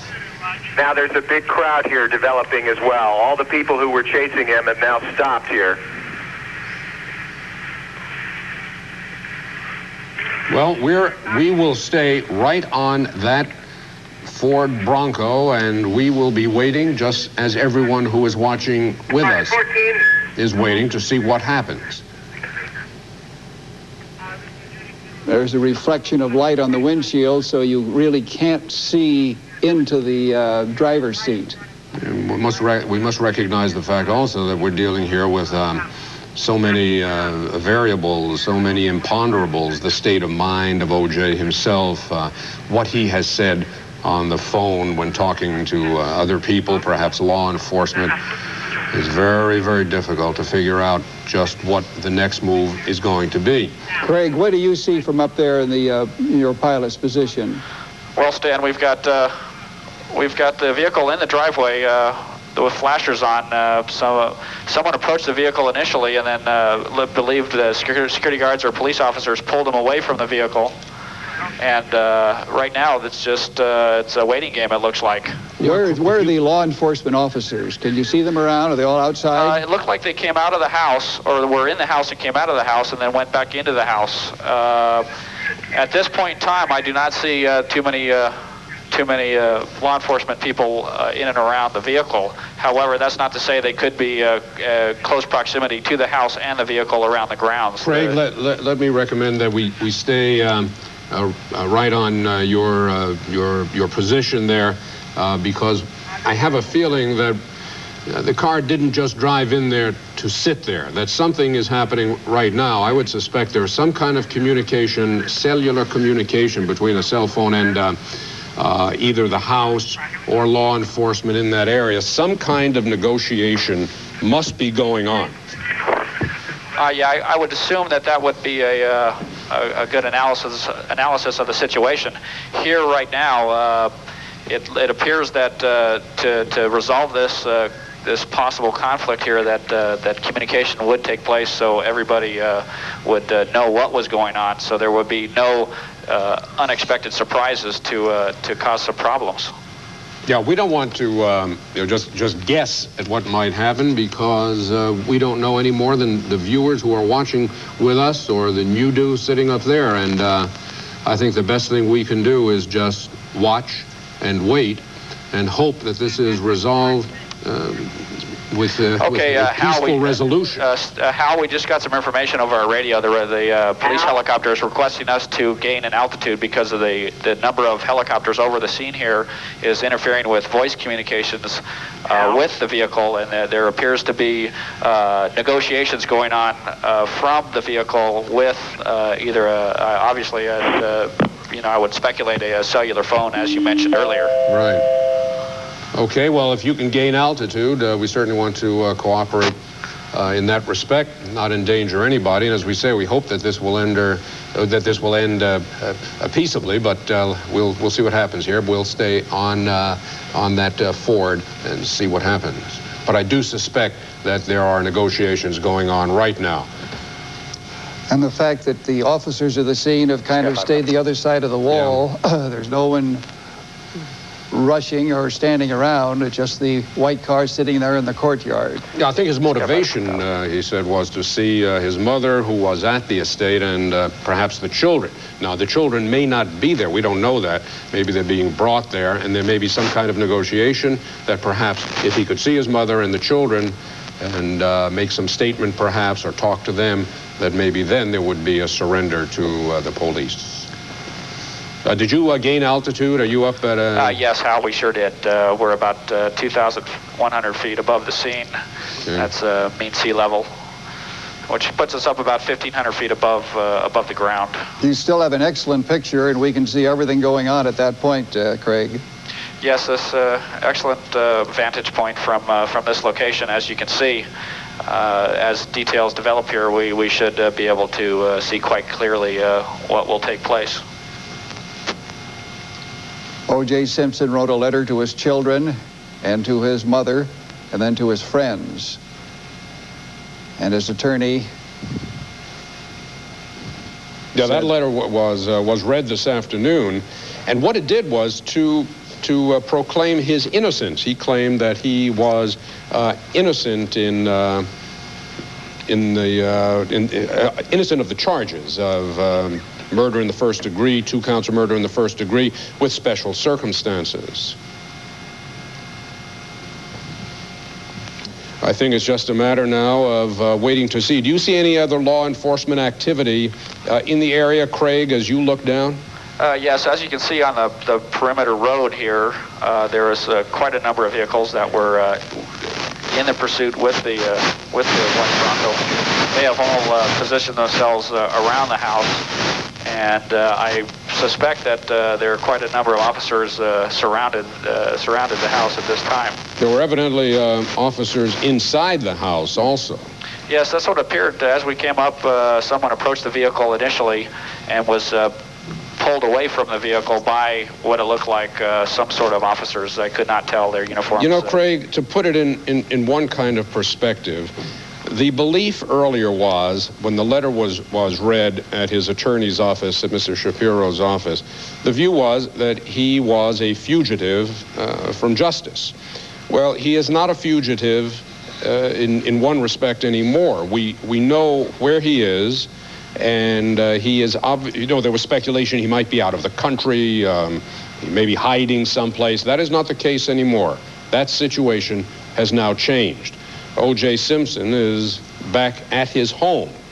And this is not a friend's home or any secondary home. This is his primary residence. Where he has been all day is difficult to speculate. He was out in the valley, then down in Orange County, and now he came back up the San Diego Freeway and has come home again. I doubt that he will be leaving again. The police now know where he is. We have found him. The door is opening, and let's see what happens now. We'll watch with you. This is the driver's side of the vehicle. Okay, someone just got out of the vehicle, approaching the front door, dressed in black, and entered. Looks like they entered the front of the house there. Possibly O.J. Simpson at this point in time. From this vantage point, it was difficult to see or positively identify that individual. In the brief view that we had, whoever that individual was, whether it was O.J. or not, the person did not appear to be carrying a weapon. No, it didn't appear that at all, and in fact, they walked rather casually to the front door. So. Yes. So it'll be interesting to see what develops here. Yeah, the reason I mention that is because the reports were that O.J. did have a gun to his head as the car was driving up the 405 freeway. So there did not seem to be a weapon for that person who walked into the house. Right, Hal. We're going to reposition here and possibly get around to the other side of the vehicle so we can possibly see inside that open door. We're going to come around here and see if we can't get a different vantage point to possibly get some additional information. Now, the best we can determine, there is still one other person, at least one other person in that vehicle. Is that correct? At this point, I from the information that I've gathered up to this point, it appears that someone came back. Approached back to the vehicle and entered the vehicle. Let's see if we can't get around this tree here. Maybe you can come back the other way so we can... civilian. Okay, that is the man that got out of the car. That presumably is Al Cowlings. From this aerial shot, it looked like that man is bulkier and stockier than O.J. Simpson is. But they are pretty much, they're both big men. But that is the man who got out the driver's side door. We presume that to be Al Cowlings, who was driving. We're not sure at this point in that 911 call whether it was Al Cowlings who said that O.J. Simpson had a gun to his head, or whether it was O.J. Simpson himself saying that he had a gun to his head. One can assume, I think, rather safely that Al Cowlings is having a conversation at this point with somebody inside that vehicle, that someone, presumably O.J. Simpson, perhaps this is the conversation between two longtime friends that will resolve this odyssey this afternoon and this evening without any more violence, without any more bloodshed. This is just one of 2 different vehicles that authorities had been searching for today. They had also put out an all-points bulletin for Simpson. They were searching for this white Ford Bronco that belongs to Cowlings, and also Simpson's black Mercedes. There's been no sign of that whatsoever. So it appears if the 2 are in this vehicle... Now, Al Cowlings, we believe that to be Al Cowlings, holding his hand up, his palm up, perhaps toward the police officers behind him, pointing toward the front door to O.J. Simpson's home, obviously having a conversation with someone inside at this point. Now, unfortunately, now Al Cowlings is the man we believe to be Al Cowlings, is obscured by that tree, but... As you can see, obviously they're negotiating and talking to police officers. To police officers that are in the house. Back to the vehicle, so it appears that someone else is definitely in the vehicle. Yes. And there's an intermediary there discussing things with the police.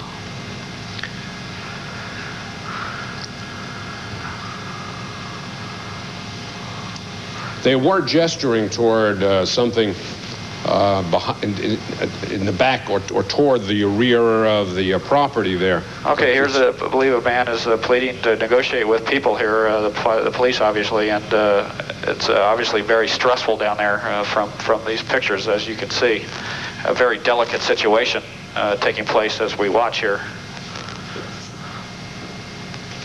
Now, we do know that there was at least one gun in that car.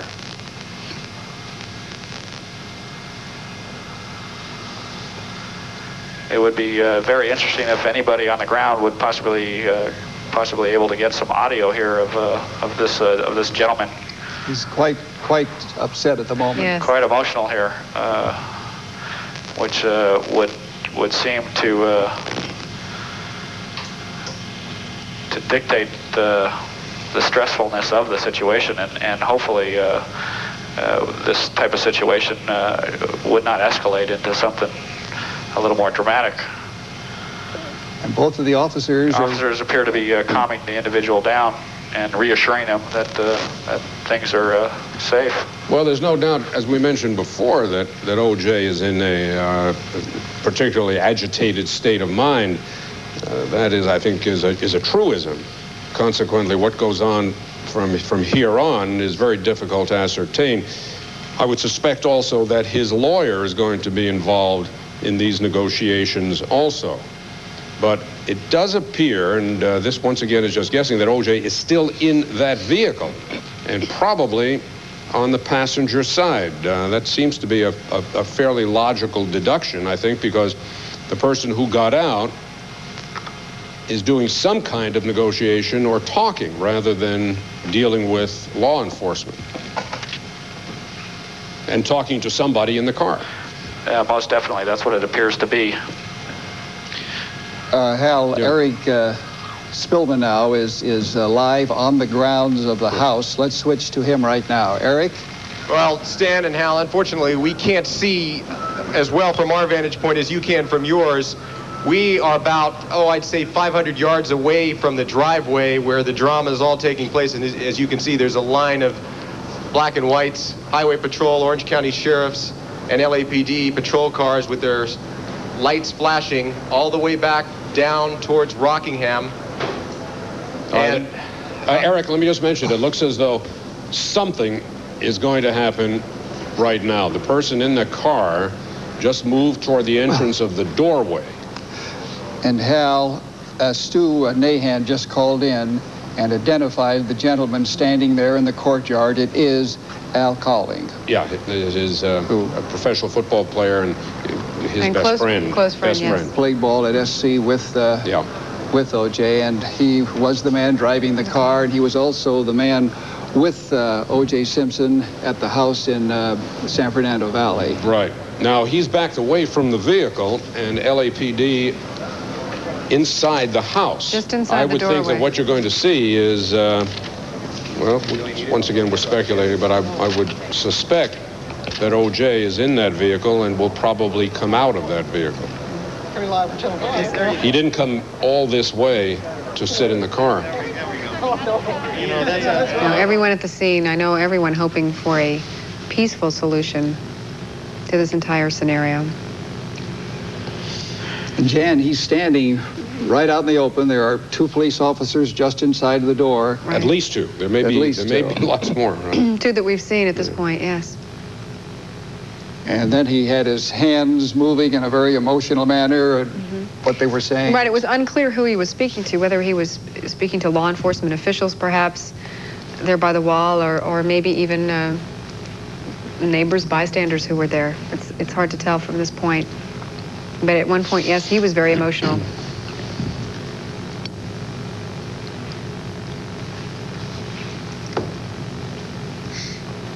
Copter picture acting up a little bit here, but they'll have that stabilized. Yeah, that only lasts for a couple of seconds. A little bit of noise in the picture, but so Al is now going back to the vehicle.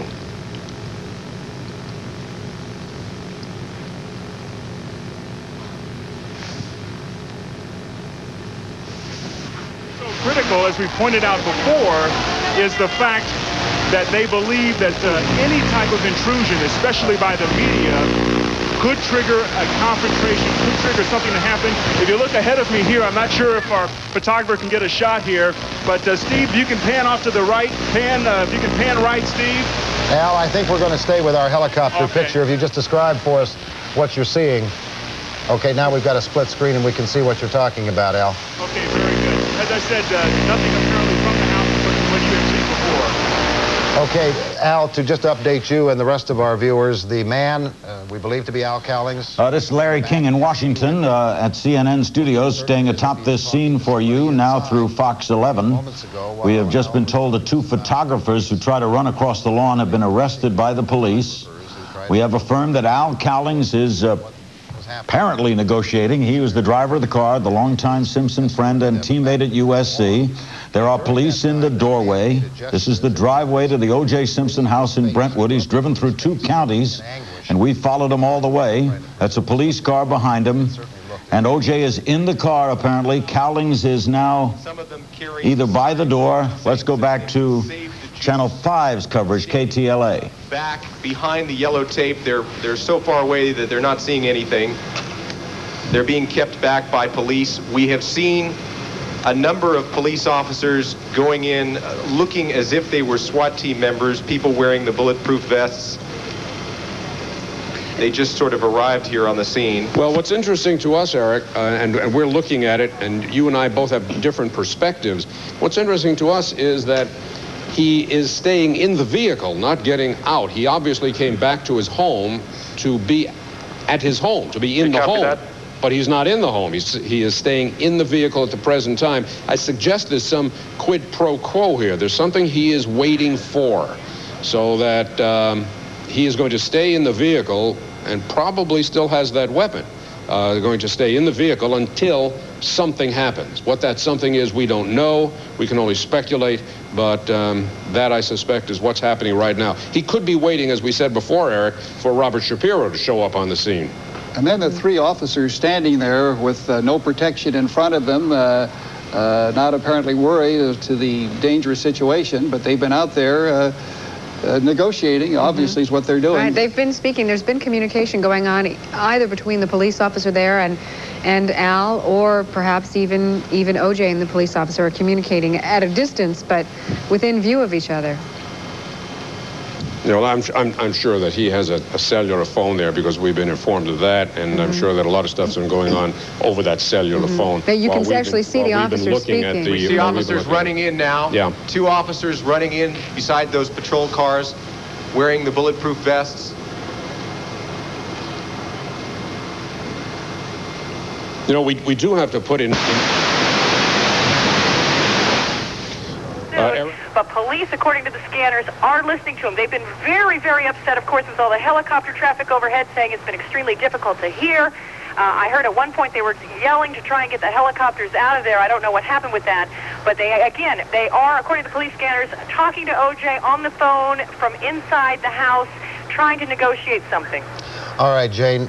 Now, where are you in relation to Al Nipo, who's about a block and a half south of the house? I have no idea. I am, I would say, a block due east. Okay. And there's a big crowd here. Of course, people, I just don't know what to make of it. Jovial, laughing, running to the scene, having like a party. Well, and that's what Dr. Tom Linden, a psychiatrist we had on earlier, the man who's been talking to O.J. Simpson inside is, and we see police officers in the front door of the house now, Jane.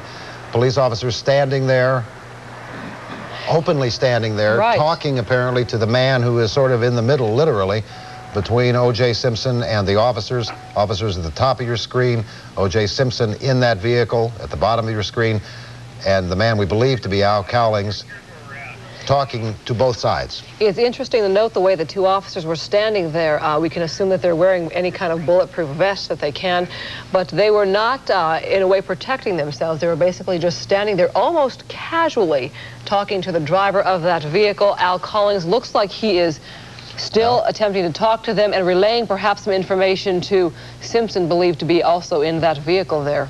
Going back to what Dr. Linden was saying, is that it might be a very natural human reaction to want to stop and wave to a man who is in deep, serious trouble, not only legally, but obviously psychologically as well. But Dr. Linden pointing out that that was probably the worst possible thing that any one of us could have done, because while we meant it as a show of support and sympathy, it might well be the agitation factor. Yes, go ahead, Jane. It appears from what we're hearing on the scanners, they are trying to put a phone call perhaps from O.J. through to his mother. They're trying to arrange that right now. Jane, is there an indication that his mother is in the house, or is she somewhere else? I get the feeling she's not there by the way they're talking. Okay. We should point out that Mrs. Simpson but I'm lives not sure in... about that, Chris. You know, some of this is spotty and... Right. Well, she lives in San Francisco, but she obviously was down here in Southern California yesterday for the burial of her former daughter-in-law, Nicole Brown Simpson, and we had thought perhaps that she was staying at her son's home before journeying back to San Francisco, but perhaps she has already left.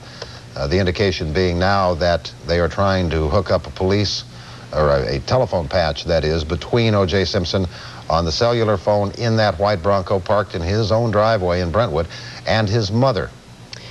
In case viewers are perhaps just joining us, we should perhaps let them know what has led up to this. At about 6:45, this white Bronco was spotted driving along the I-5 freeway. Authorities started following that vehicle. They figured out that it was the vehicle they'd been searching for, the Ford Bronco that belonged to Simpson's longtime friend Al Cowlings. They had followed that on the I-5 to the 91 freeway, then to the 405 freeway. It exited Sunset and went directly to the home of O.J. Simpson. Al Cowlings has just walked from the driver's side of the vehicle back toward the front door of O.J. Simpson's home. As Jane Wells was telling us, the police are trying to work out a phone contact between O.J. Simpson and his Chris, mother. Actually, if you can hear me, Chris. Yes, go ahead. They're trying to get the phone number. They're trying to get the phone number so they can hook it through. Okay. Again, we have more people running down the street here. Now, there are a number more police officers, Jane, and I'm not sure what you can see from your vantage point, but a number of police officers standing a little more openly now than they had been, although they are on the street side of a hedge that surrounds O.J. Simpson's property, and it is starting to get dark. Well, I don't have a visual on the house. Okay. We're a block away. All right, there. But I'm glued to my scanner here There because you that's see- the best information I'm getting. There you see the entire neighborhood, Rockingham Court, north of Sunset Boulevard in Brentwood. As dusk starts to fall, another news helicopter going through the camera, or the scene there. The police... Courtyard empty and 4 men talking in the doorway. Well, it's going to be getting dark pretty soon. The sun sets, I believe, around 8:04 today. It's 8:20 now, so the sun, well, it's 8:18 I have, so the sun set about 14 minutes ago. We have with us over here John Duncan with the LAPD Public Information Office. Can you tell us what's going on over there? Is there negotiation taking place? We're not going to discuss what's taking place here at this time. We'll get back with you in a little bit. You're just going to have to bear with us. It's a real sensitive point in this thing, okay? Okay, officially, we're not finding out anything from the police department on what is happening. That's John Duncan. He's with the LAPD Press Relations Office. Well, there's clearly negotiation going on, regardless of what he said or not. They're not just sitting there looking at each other, I can guarantee you that. They're having and I think that what's happening is there are negotiations going on both at the house, at the doorway to the house, and via cellular telephone. And those negotiations that are not going on over telephone seem to be with OJ's friend Al, who is acting as kind of a courier of information between the vehicle and officers in the house. And he's just approached the car again.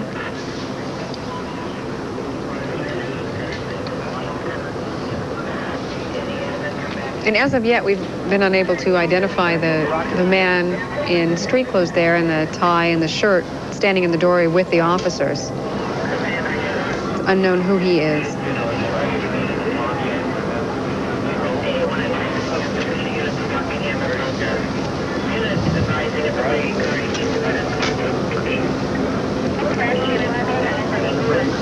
There's a crowd of people here who are yelling, "Juice, juice, juice." How many folks are would you estimate are locals there, you know, neighbors, and how many are from the... I don't think there's a whole lot of locals here. These are people who watched the drama unfold and then followed it to this point. A lot of them were on motorcycles. That's interesting. Where did all the motorcycles come from? Well, I don't know, but there was a whole bunch of them who were following. I guess it was easier for them to maneuver. And they just kind of zipped in and out of traffic and followed the pursuit to this point.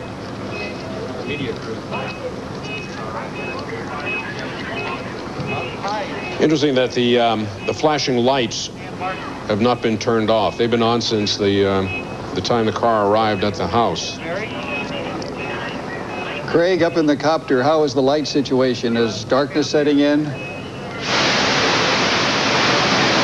House where Simpson and Cowlings were, and both men were gone. And that resulted in an all-points bulletin being issued all over Southern California, and for that matter, all over the country. Robert Shapiro, his attorney, said that at the time, O.J. Simpson had about $60 on him, that he was going to be able to take that much to jail with him. This, because it's a special circumstance death penalty potential case, there probably would not be any bail allowed for O.J. Simpson, although the law specifically does not preclude bail in a capital case. It is almost never, if ever, in anybody's memory, granted. Although I suppose that Robert Shapiro could have made arguments. Contact forced by Oakley. Did some work on his will. And don't mess it up. Bobby Chandler, thanks for always being there. Skip and Kathy, I love you guys. Without you, I never would have made it through this far. Marguerite, his first wife, thanks for the early years. We had some fun. Paula, what can I say? You were special. I'm sorry. We're not going to have our chance. I'm getting something in my ear. God brought you to me. I now see, as I leave you, you'll be in my thoughts. I think of my life and feel I've done most of the right things, so why do I end up like this? I can't go on. No matter what the outcome, people will look and point. I can't take that. I can't subject my children to that. This way, they can move on and go on with their lives. Please, if I have done anything worthwhile in my life, let my kids live in peace from you, the press. I've had a good life. I'm proud of how I lived. My mama taught me to do unto others. I treated people the way I wanted to be treated. I've always tried to be up and helpful. So why is this happening? I'm sorry for the Goldman family. O.J. writes, I know how much it hurts. Nicole and I had a good life together. All this press talk about a rocky relationship was no more than what every long-term relationship experiences. All her friends will confirm that I've been totally loving and understanding of what she has been going through. And he comes to the end of this letter, which was read earlier tonight. At times I felt like a battered husband or boyfriend, but I loved her. Make that clear to everyone. And I would take whatever it took to make it work. Don't feel sorry for me. I've had a great life, great friends. Please think of the real O.J. and not this lost person. Thanks for making my life special. I hope I helped yours. Peace and love, O.J. Peter, this is Al. Just as a point of information here, because he mentioned a few people by their first names and initials. In the letter, AC is Al Cowlings, who is with him now. Reggie would be Reggie McKenzie, who was an offensive guard with Buffalo. The Marcus he refers to is Marcus Allen, now of Kansas City, and his longtime buddy and fellow SC alumnus. And waving. Woman friend of OJ's who he has been seeing. Getting rather dark now. Remembering the O.J. Simpson that we all knew and... Of course, were divorced in 1992, and that is who Paula is. I find it interesting, Peter. I spoke with O.J. on a cellular phone briefly yesterday, and the first thing he said was, I have to get out of the media business. So clearly, as an inveterate television watcher through this process and this ordeal... What's going on, particularly with Al Cowlings? And reading the newspapers as well. And he's very, very bitter. He said that you should get out of the television business, or he had to? No, he said, I have to get out, meaning him. Media business. He sounded, by the way, extremely despondent and very sedated. Well, he has been for the last couple of days under heavy sedation, heavy medication, extremely despondent, suicidal in the view of his doctors and of his lawyer. Al, the light is fading there, am I right? Yes, it is. Peter, it's sunset in Los Angeles. Peter, this is Judy. West Los Angeles police have been placed on tactical alert, and the reason for that, we're told, is crowd control. Apparently this spectacle, and I guess that's what we should call it, has attracted huge crowds, and they are putting out extra officers to deal with that. Also, in crime broadcasts to officers on their tactical radio frequencies, the LAPD is warning that Simpson should be considered armed and dangerous, so I would guess that means he's armed. Oh. Well, the crowd outside the house is growing large. We've had a couple of glimpses of it up until now. And you have, Judy, used, again, as you so often do, precisely the correct word. This is spectacle. Sad spectacle, certainly, but spectacle.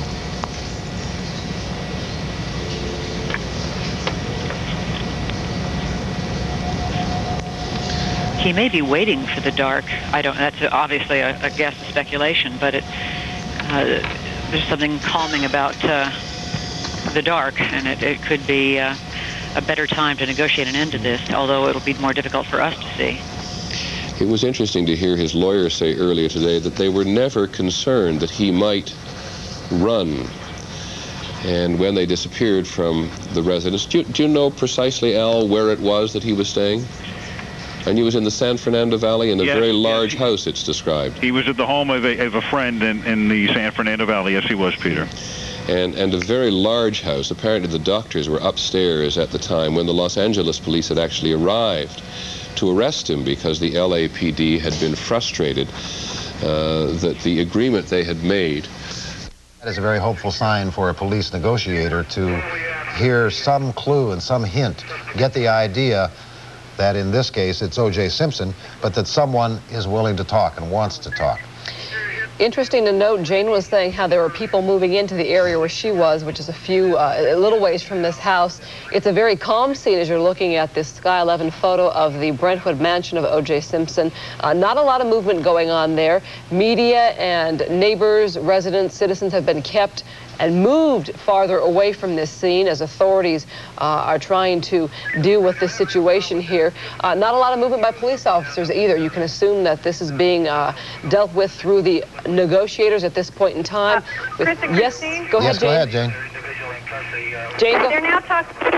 They're now talking about trying to get another phone to Cowlings to give to OJ.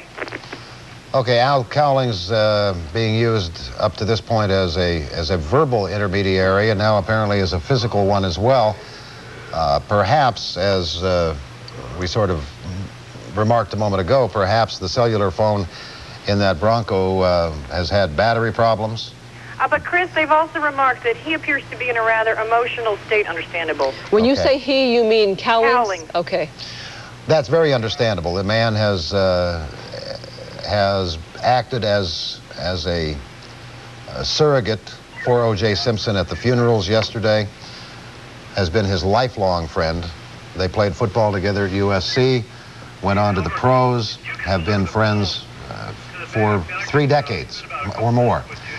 And Al Cowlings is seeing his friend now threatening, at any rate, certainly by implication, to kill himself.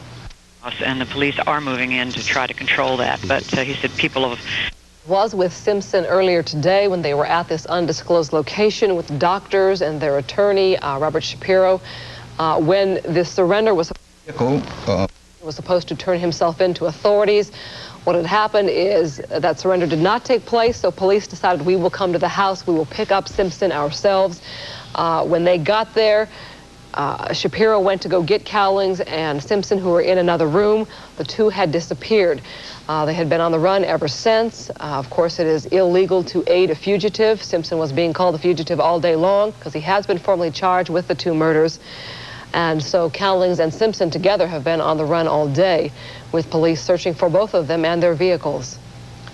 And it was not until sometime... Yes, go ahead. Well, just as a side note, the party atmosphere here on the side streets continues. We have people coming down with signs. One said O.J. is innocent.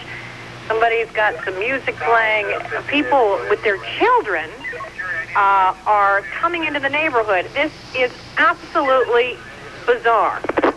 Well, I think that certainly is a word that applies to this entire case from its beginning, Jane, and it should not have any other tag put on it than bizarre. That he could not. Thing that has happened since this morning when O.J. Simpson and Al Cowlings disappeared. That was roughly an hour after O.J. Simpson was formally charged with 2 counts of first-degree murder. And all I guess we can say is to pass on to anybody who is contemplating going into the Brentwood neighborhood to be a part of all of this is that, number one, you'll get a much better view of it at home and listening to the reporters on the scene. Yes, go ahead, Jane. They just said they're on the phone with him now. Okay. Jane Wells on the ground in Brentwood, monitoring the police radios, telling us exactly as it happens what the police are saying to each other about the progress of things involving O.J. Simpson. But before we lose this point, let me make it one more time, and we can't make it strongly enough. Keep in mind what the psychiatrist said earlier on Fox 11, and that is to further agitate O.J. Simpson is extraordinarily dangerous, not only to O.J. Simpson, but to anybody and everybody around him, because someone who is suicidal can become quickly homicidal. And that means that there are his dear friend Al Cowlings, police officers around and about, as well as O.J. Simpson himself. So if you have the urge to go into Brentwood for some bizarre reason to be a part of something, don't. Jane, I'm wondering, do you, listening to the scanners, are you hearing any mention of Robert Shapiro or Howard Weitzman, that is O.J. Simpson's current and past attorney? No, nothing about that. The only outside, of course, you know, police couch it as much as they can because they know we're listening. But no, the only reference to an outsider has been his mother. Again, they just came on the radio again and said all units were on the phone with him, and we are, quote, just moving forward. You know, Chris, you've had a much longer career than I. Some have talked about this being the most notorious case since the Lana Turner murder case, where her husband was murdered by her daughter. Now, I have never seen a story like this. Well, Jane, it's certainly in quote, modern Los Angeles, Hollywood, end quote, times, it certainly started out the equal of the Lana Turner, Johnny Stompanato, Cheryl Crane case of the 50s, where Cheryl Crane, Lana Turner's 14-year-old daughter, killed Johnny Stompanato, allegedly killed him, and did some time in the California Youth Authority. And it certainly rivals the Fatty Arbuckle case and William Desmond Taylor and so on, the notorious cases of Hollywood. But there certainly is no case, not only in Los Angeles, that I can remember or have ever read about, but anywhere in the world that has had this end to it, to the point that we are right now, to have a worldwide celebrity named as a murder suspect flee and then turn around and some hours later come back to his own home in a party atmosphere, as distasteful as that may sound, along the freeways of Southern California, and a party atmosphere that you've talked about in his own neighborhood, as well-meaning as those people might be. Nonetheless, it's distasteful, and it is party-like. It's the most bizarre thing I've ever seen. Well, I mean, obviously, maybe some people would say I'm calling, this is the pot calling the kettle black, because certainly all of us have been out in force monitoring this the whole way. But this is what I do for a living, and this is not something on a Friday afternoon that I would choose to do if I weren't working. And it just amazes me. The traffic on the freeway, I can't tell you how many near accidents. There apparently was one accident. People trying to scramble to join the procession. It was quite a scene, because also, Jane, as you were mentioning, people try to join the procession.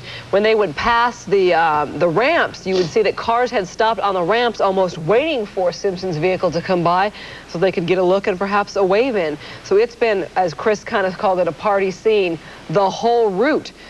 People, of course, can hear this on their car radios and find out which path they were taking and which likely areas they were going to hit next. But it's been that way. In fact, I saw one man with his T-shirt off waving it in the air. So there was some talk on the radio about either, and I couldn't tell which person in the car wants it. They want to make eye contact rather than phone, and it sounded to me as though it might be Cowlings they're talking about. I'll see if we get something more on that. I'll let you know. Well, Al Cowlings is certainly in a rough place. I mean, his dear friend is inside the car, threatening at least implicitly to kill himself. And on the other hand, he's got police telling him to do this, that, and the other thing.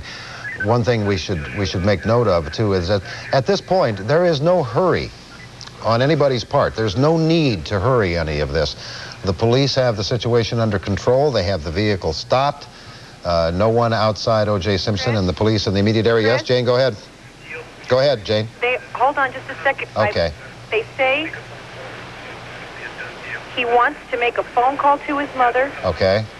And then he is considering coming out. They say this is a very slow process, and they are not rushing him. That's what we were just saying, Jane, that there is no hurry. I mean, the negotiator is trained to do this for hours. The police are used to long hours of just standing around and waiting. And when you consider what the stakes are, the waiting is well worth it. Even listening to the officer, the negotiator on the radio, even listening to him, he's got the calm cadence down to his voice as he passes the information along. Very low key. And he has to be, he's trained to be. Right. And one of the things that negotiators have told me in the past that they're passing on at this point to O.J. Simpson is to just calm down, relax. We're here. We can talk. We can talk forever. There is no hurry. There's no time frame. There's no deadline here. Just relax. Take it easy. And since the police have control of the situation and control of the immediate environment, there is not the problem that it was on the freeway earlier in the afternoon and evening. Now that's under police control. It's getting more and more difficult to see what's happening there on the ground. That white vehicle you're seeing, in case perhaps you're just joining us, is believed to be the vehicle belonging to O.J. Simpson's dear friend, Al Cowlings. Simpson believed to be in the vehicle, while Cowlings is on the ground talking to authorities who are in the house. Family members also believed to be in the house. We've been talking with Jane Wells, a reporter who is monitoring police scanners. She is getting information as to what's going on. Christine? Yes, Jane? They just went on saying they're going to receive somebody in the back. I'm not sure who that is. And yet he went on to say, we are continuing a conversation with productive dialogue. Now, you've been talking about Al Collins. We went to one of his, he has sort of a crash pad in Santa Monica where he occasionally stays. And we went there this afternoon and talked with some of the neighbors who describe him as the kind of guy who would give you the shirt off his back, a true friend, kind to strangers, just somebody who would do anything for you. Now, he and O.J. go back even before college. According to what I've been told, he was practically raised by O.J.'s family, so they have been friends, good friends, for a very long time. And in fact, the letter that was read during the Shapiro news conference where he mentions Al, it said, man, thank you for being in my life. They are extraordinarily close friends, and it's interesting to note that this productive dialogue. Now, I'm assuming, Jane, that what they're... Yes. Heads up, I think we may have something. Okay. Jane Wells listening to the police scanners on the ground in Brentwood. Very dark there now, but you see the police car with the flashing lights in the middle of your screen, the lower middle of your screen. It appears he wants to talk to somebody, perhaps calling from the car to the door or something like that. It's appearing that he wants... We may get something going here, but we may have movement forward here. Okay. As Jane had been saying earlier, he had been requesting to talk with his mother. Authorities were trying... Recent days? Peter... where he could talk with his mother. It is hard to see by looking at this picture here what's going on the ground, but we understand that paramedics are also being sent to the scene, perhaps as a precaution just to be on standby. And there are a number of other police cars surrounding this home of O.J. Simpson. Very hard to see, though, with a picture the way it is, but we'll continue to bring you that information that we are getting here. His attorney, Robert Shapiro, said at that 5 o'clock news conference in Century City that O.J. Simpson had been suicidal all week, that a psychiatrist had been seeing him all week long since the murders, and that O.J. Simpson last night, when he came to this friend's home in the San Fernando Valley, instead of going to his home here in Brentwood, but when he went to the San Fernando Valley, the psychiatrist sedated him, this, of course, after the funeral for Nicole Brown Simpson in Orange County. Chris? Yes, Jane? Now getting into specifics again, it appears as though they are preparing for every eventuality now and him stepping out of the car. They are preparing for anything that may happen with the emphasis on on taking him into custody safely. They are making preparations. Jane, by that, do you mean that they are expecting him to get out of the car, and then the case is what happens then? Exactly. They are not planning to make a move on him. Okay. That certainly fits in with the standard negotiating situation of just let it diffuse itself if it can be diffused. Jane, are you hearing at all where Al Collins might be? Because we have not been able to see him since it's gotten so dark. He was by the vehicle, the white Ford Bronco, and he was moving back and forth to the house, mostly remaining by the vehicle. Are you hearing about his presence at all? No, he may. The only thing I can again assume is that he may be the individual they were talking about, having him come around the back, and perhaps that's the person O.J. wants to talk to voice. But again, that is purely speculation on my part. I do not have a visual at all, merely what I'm hearing off the radio. Okay, just to orient you, if you're looking at your television screen and wondering if something's going bad with it, don't. It's not. It's dark in Brentwood. What you see in the upper middle of your screen is the front part of O.J. Simpson's home in Brentwood. Toward the middle of the screen, that white blob is the Ford Bronco in which O.J. Simpson has been sitting now in his own driveway for the better part of an hour. And at last report from Jane Wells on the ground listening to police radios, they are prepared to have him come out. He perhaps is giving some indication he's going to get out of the car. At that point, of course, the police are prepared for any eventuality, whether it would be a surrender, perhaps a fight, whatever. But they are prepared to take him into custody. We have some new information that about what's happening at the scene. We understand Simpson's attorney, Robert Shapiro, has arrived at Simpson's home. Shapiro was hired on earlier this week. He is the second attorney for Simpson. He is the one who held the news conference at about 5 o'clock tonight, saying he did not know where Simpson was, that he had disappeared. And he made a plea for O.J. Simpson to please turn himself in for the sake of his family, the sake of his children, to please give himself up to any authorities he might come across. There's a rather dramatic wide shot of the Brentwood area. You can see that dark area. Now it's zoomed in past down on to the cars on the street, but that rather dark area in the middle of all of the lights is the area around O.J. Simpson's house, which is dark. It may well be, Christine, that the reference that Jane Wells was telling us a moment ago about the police negotiator saying something about somebody around the back may well be a reference to Robert Shapiro coming to the back part of the entrance to the O.J. Simpson estate in Brentwood to come and talk to him. Shapiro said at that news conference that he still considers himself to be O.J. Simpson's attorney. He, as Christine said, put out a fervent plea for O.J. Simpson to give himself up. And we now have the report that Robert Shapiro has arrived at O.J. Simpson's estate in Brentwood. You'll recall that on Wednesday of this week, Howard Weitzman abruptly left the case. He has been O.J. Simpson's attorney for a long time, and as a matter of fact, represented Simpson back in 1989 when Simpson was arrested for what turned out to be a misdemeanor spousal battery charge, a much controversial charge now in light of what has happened this week. But Howard Weitzman dropped off the case, explaining that he was too close a friend of O.J. Simpson's and had too many other professional commitments to give the Simpson case the time and energy that O.J. Simpson deserved. So Robert Shapiro, another very well-known Southern California defense lawyer, signed on. That was on Wednesday. Now we have the word that Robert Shapiro has arrived on the scene, certainly to lend all his energies to talking O.J. Simpson out of that car. Chris, the radio is very silent now. One can only, again, speculate that they are talking on cell phones now, and then they will again come on the radio perhaps when they have something to report to the other officers on scene. May well be that the negotiator is telling O.J. Simpson that Robert Shapiro is here, and perhaps having some update on the conversation that O.J. Simpson wants to have with his mother. Shapiro is a well-known celebrity attorney here in Los Angeles. He has represented Marlon Brando's son Christian in a murder case. He's represented Dodger Darryl Strawberry, Vince Coleman. Tina Sinatra in the stalking case involving James Ferrantino. He took the case on, as you mentioned, Chris, earlier this week on Wednesday and basically proclaimed Simpson's innocence, saying that Simpson was home at the time that the murders took place, although the time was not exactly known specifically. He also negotiated this plan for Simpson to turn himself in when and if authorities were ready to press some charges. So he admitted today that he was devastated by what had happened, that it was the worst day of his professional career, that he had no idea that Simpson would run like he did. They said they were concerned about suicide and had been all week, but the last thing that occurred to any of them was that O.J. Simpson would run. Right, the plan was that they would be at this undisclosed location. Authorities gave a call to Shapiro this morning at about 8 a.m. and said, we are going to be filing charges that Simpson needs to surrender to authorities. They set the time for 11 o'clock this afternoon. That did not happen. They reset the time for 11:45. That did not happen again. Finally, at noon, LAPD said, we are coming to your location. We will pick up Mr. Simpson. He's considered a fugitive. Mr. Shapiro said they did not pass that information specifically on to Simpson. He'd been at the house with some doctors. He had been sedated.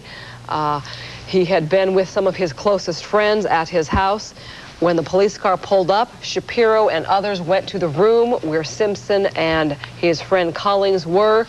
They went to the room and those two were gone. They had disappeared. So this would be the first that Shapiro, we believe, might have talked to or might see his client, O.J. Simpson. At 5 o'clock this afternoon. Having a conversation with them, and they went down to get Mr. Simpson, and he was gone. And Robert Shapiro said he was surprised by the whole event. And that, of course, when the next chapter began, and he disappeared, and the search for him started, ending up in the pursuit across town through Orange County, Cerritos, Bellflower, Torrance, by the air. And 5 Freeway off at Sunset and here to his home on Rockingham Avenue in Brentwood. Of that is that letter that O.J. Simpson wrote to his friend, Mr. Kardashian, was a very poignant and a very emotional letter and gives us an insight into O.J. Simpson's thinking as virtually as a matter of just a few hours ago. And I think if we can stay on this picture, we will play the audio for you, because remember, this was done this afternoon. Many people were at work. They were not home yet. And we've been talking about the letter, so why don't we play the audio? You will hear his very good friend read the letter that was sent to him by O.J. Simpson. This is the letter that was read about 5 o'clock this afternoon before O.J. Simpson was found in Orange County. So let's stay on the picture for any developments, and here is that letter. To whom it may concern. First, everyone understand I had nothing to do with Nicole's murder. I loved her, always have, and always will. If we had a problem, it's because I loved her so much. Recently, we came to the understanding. Stand by. We don't know. I don't know what the pictures are, but 2 picture frames. We couldn't show it to you. We couldn't show you the movement of the officers. And the code, okay, in custody is what. It was tough splitting. Get this confirmed by somebody on the ground, but we understand. Stay. Do me a favor. I'll keep just, if you want to talk, fine.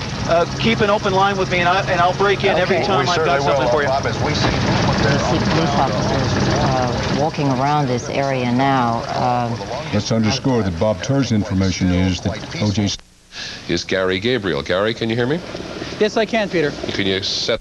Be monitoring. O.J. Simpson putting the gun down, walking out of that Bronco with 2 picture frames in his hands, and then being arrested by LA police officers. All right, we are sorry for the dark picture, but there is no light. See a crowd of people who've come here. Local anchors for KCBS Television, our owned and operated station. Is there, and there is also another police vehicle at the other gate, and an unmarked unit as well. What about the crowd there, Al? Has that grown much? You broke up a little bit. Your question again? The crowd, neighbors, residents coming out, looking loose. They're still being kept about, I guess, 2 blocks away from the south. We have a little bit closer view, being only a block and a half, but as I said, still rather obscured. There has been, throughout this whole ordeal, there has never really been any real excitement except for the time that they knew that Simpson apparently was coming here, and as I said, they have been very easygoing. I should point out that perhaps 15 or 20 minutes ago, they did have a couple of fire department paramedics that were here just in case, considering there may have been any type of injuries, but they are kind of in a wait. There was a diversionary system also being put into motion. Pointed out, it seems as though we may be very close here to a resolution. It is to be hoped, but as we've said earlier, Al, at this point, of course, there is no hurry. Okay, we have some new information here. Well, basically, it's just talking about the pursuit. Well, now it says he has been arrested in his driveway. Now, this is off the Associated Press, City News Service wire that says that O.J. Simpson has been arrested in his driveway. We repeat, that is off the City News Service wire. We have no confirmation of that. It's very difficult to see from the helicopter any further shots in the driveway, any further views in the driveway. And Al Naipo and Jane Wells are down the street. Let's go to Jane to see if she's hearing anything. She's been monitoring the police scanner. Jane, are you hearing anything at all about an arrest? No, it has been completely silent, so it could very well be that that is exactly what's happening. All right, we're hearing now, Jane, that police and perhaps O.J. Simpson are walking. Whether they're walking toward the house or down the driveway, we can't tell. But certainly if O.J. Simpson has surrendered, he will be handcuffed, taken into custody. Certainly will be then taken to jail, but we have no confirmation. Al? This is Al Naipo. Yes, Al. Yes, I was just going to make a mention here. There seems to be some activity here coming off the Ashford Gate. We've noticed now that another 10 or so LAPD officers have gone to that location and gone inside, walking very slowly. It doesn't appear as though that they are in any type of defensive posture mode anymore. It's seemingly that it appears as though things are coming to a close right here. I cannot actually see any suspect or OJ from my vantage point here. We've just been told that the people in the Fox helicopter, even though they are shooting the pictures that you see now, can, with the naked eye, see a little bit better than the camera can. And they say that O.J. Simpson has been taken out of that Bronco and put into the police car that, if you'll recall, when it was a little bit lighter, you saw parked right behind the Bronco in the driveway at O.J. Simpson's home in Brentwood. So it appears that this has, knock on wood, hopefully over, that O.J. Simpson has surrendered. We have no absolute confirmation of that, but there are the visual reports that he We have been staying atop this scene with you all day and all night, as we always do at CNN, and we have now received a report from Craig Lamont on the scene, our CNN journalist on the scene, that O.J. Simpson has surrendered to police. Very long barrel. Of course, the question will be, where did he get that? Police had been talking about securing all sides, and yet, in case he was going to run, they had taken that into consideration, and yet wanted to make sure that they weren't in each other's crossfire in case O.J. were to do something, well, suicidal. Jane, this perhaps has indeed come to an end. We are hearing from the police helicopter that was on the scene that O.J. Simpson is in custody. Our Sky 11 helicopter is flying overhead as well, and it says that a man in the vehicle, believed to be Simpson, has turned himself in, has left his vehicle and was taken to the police car behind his own vehicle, which is at the home, his Brentwood home.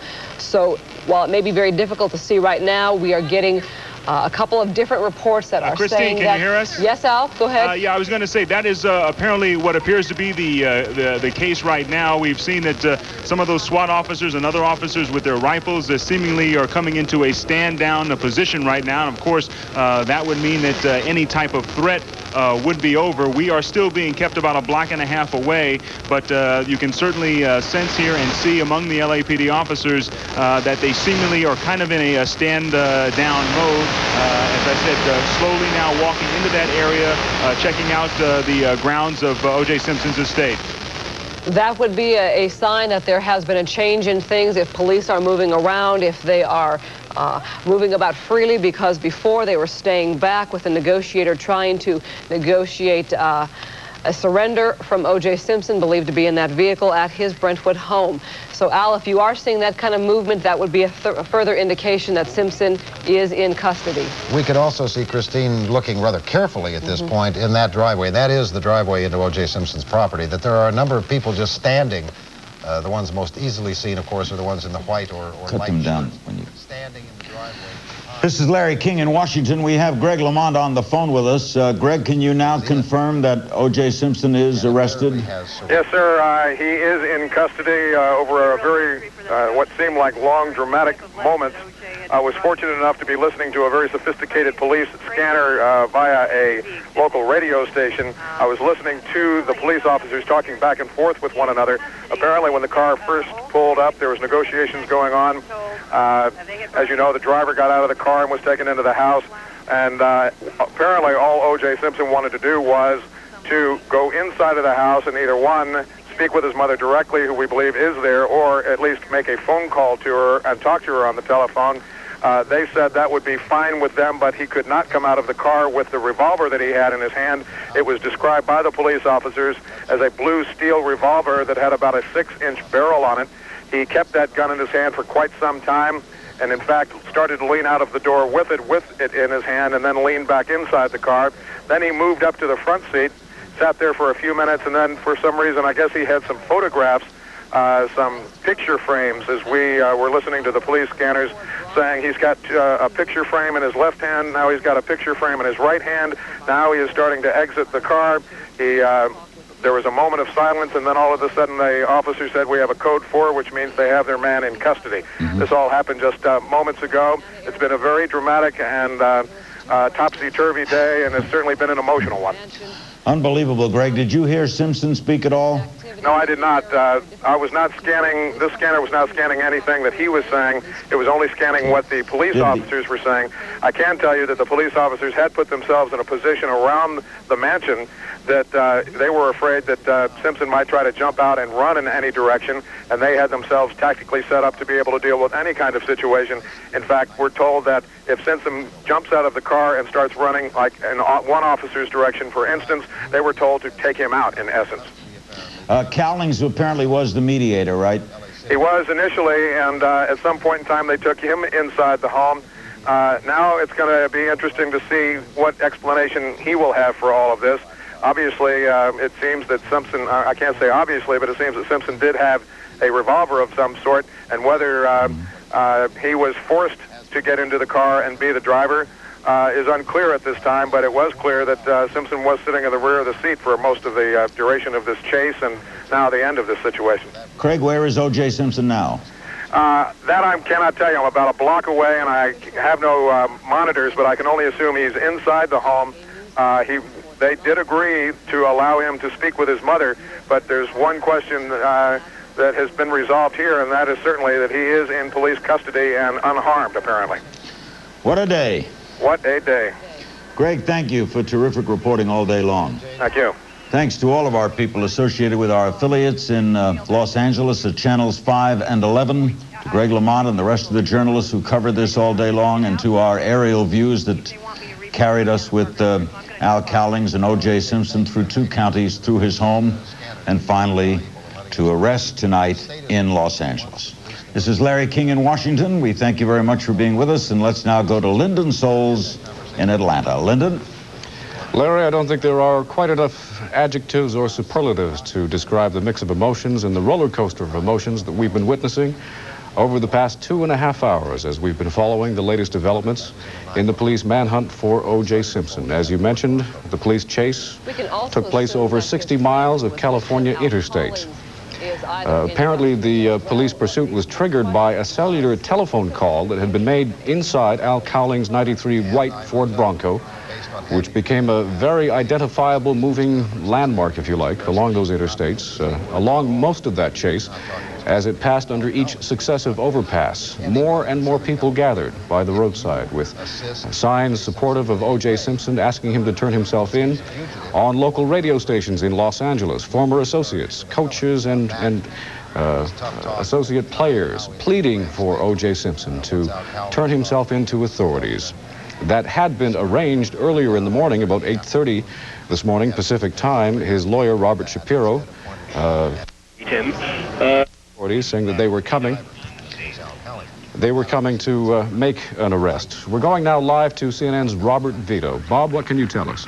Well, what we can tell you right now is that O.J. Simpson's sister, surrounded by probably a couple of dozen police officers, was just escorted from the house, which is about a block from me, down the street, and you could probably hear the people in the background. They were cheering her as she went through. It's still a circus atmosphere out here, which is, I think, to be expected, but at the same time sad, considering the circumstances. There are still scores of police vehicles. They finally have turned their bubblegum lights off. Things, I think, will be returning to normal here shortly, but people are just standing around. I guess maybe as I look around, maybe 300, 400, 500 people, some waving signs, "We support you, O.J., we love you, O.J., we're with you, O.J." And police, as they try to move the crowds back, jeer the police officers when television camera lights go on, and people jump up and down in front of the cameras. But anyway, the bottom line is, as we understand it, O.J. Simpson has been taken into custody. We don't know if his attorney, Robert Shapiro, was involved in the negotiations, but it was very sensitive. And for a long time, there were great concerns as to how it might end. But at this hour, it's ended very peacefully. Where they were. All right, Bob, can you tell if they've given any indication when they're going to be escorting O.J. off the property? My understanding is, and we don't know for sure, but just talking to some police officers at the scene, it could happen very soon. And what we're told is that he probably, as was scheduled earlier today, will be taken to police headquarters in downtown Los Angeles. But we don't know that for sure. That's just what some of the police officers are saying the scenario will be. All right, Bob, there may be a development on the scene in a couple of moments. We'll be joining KCOP in a couple of seconds. Is there any indication as to whether charges will be laid against Al Cowling? Don't know yet. That's a very cloudy picture. John has... May or may not have been. From the scene, though it's not... I suppose it's not automatic that he will be removed from the scene depending on his physical condition. But the authorities have repeatedly told us that he will be taken to the Los Angeles County Men's Jail.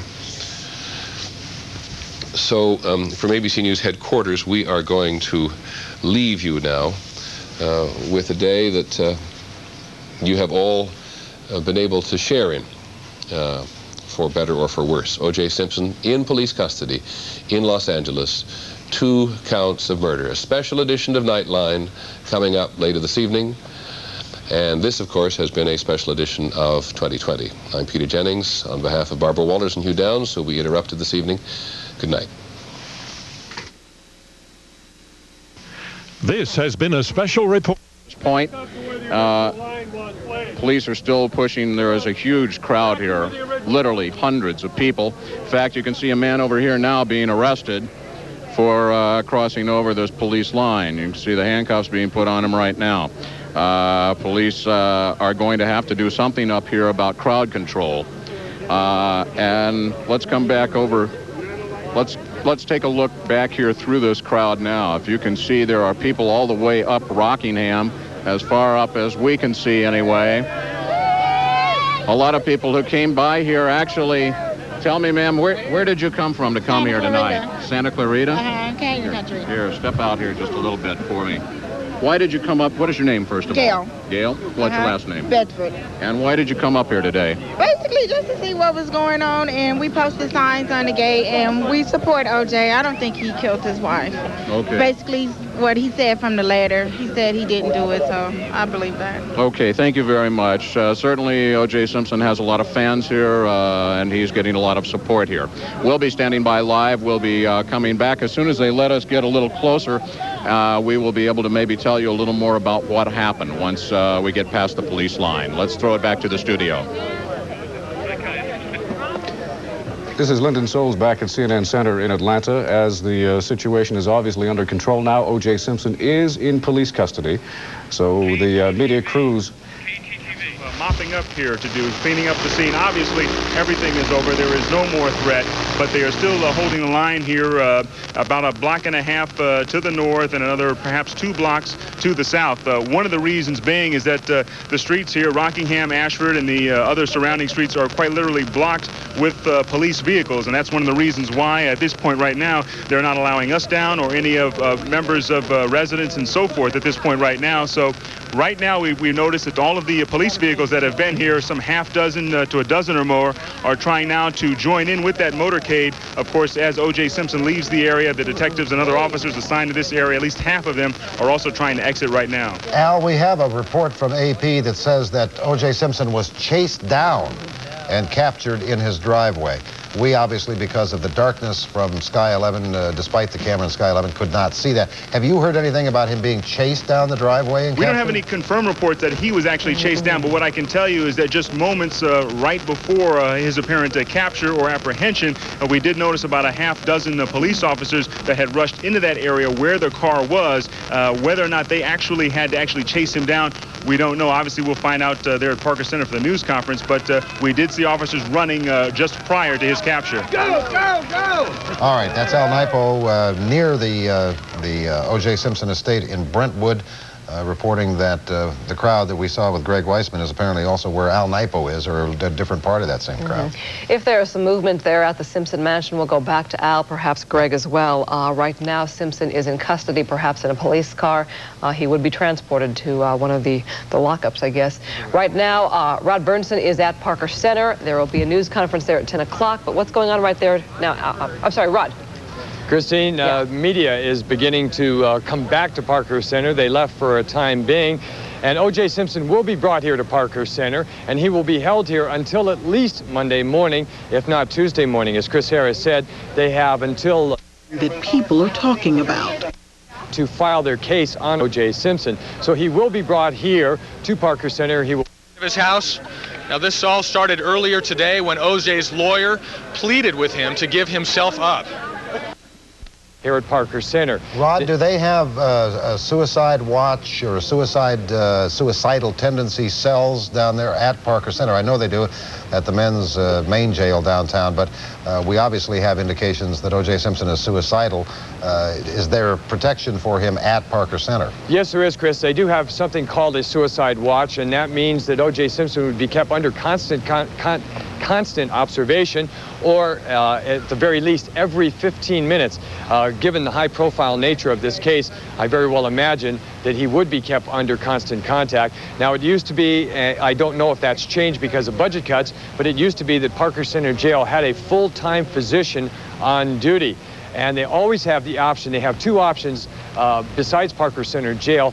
Should medical authorities deem it necessary, they could take him directly to county jail, where they do have a jail ward hospital, or they could also take him to the jail ward at County USC Hospital. This is, would be dependent upon a physician's medical treatment, a physician's assessment of O.J. Simpson. In any case, he will be brought here first to Parker Center. They will go through the booking process, and then a determination will be made of where O.J. will spend the night based upon his mental and emotional condition. All right, Rod Bernson standing by at Parker Center. Thanks, Rod. Stay where you are, if you will, Rod. This is a live picture of the scene in Brentwood near O.J. Simpson's home. Chris, that car, that brown car right there is where O.J. is in. Okay. That brown, yeah, O.J. was in the back seat. I saw him just drive through. So now... Okay, we seem to have lost the audio from Greg Weissman, but fortunately we didn't lose it until after Greg was able to tell us that O.J. Simpson was in that. Are you there, Greg? South in Rockingham, just past Highview. And again, O.J. was in that car, so the best we can tell right now, apparently they're on their way down to Parker Center. Okay, and as Rod Bernson was just telling us, you see some of the crowd that was gathered there near Greg Weissman's camera position that he showed us a moment ago before we saw the car with O.J. Simpson in it. As he said, presumably en route back down to Parker Center, where the process that was... There you see from CNN affiliate KTTV in Los Angeles the resolution to just over 2.5 hours of high drama. The latest chapter. All right, we're going to join CNN affiliate KCOP, Robert Shapiro, O.J. Simpson's lawyer, speaking. And his entire staff of Los Angeles police officers who were able to resolve one of the most incredible situations in a very, very peaceful manner.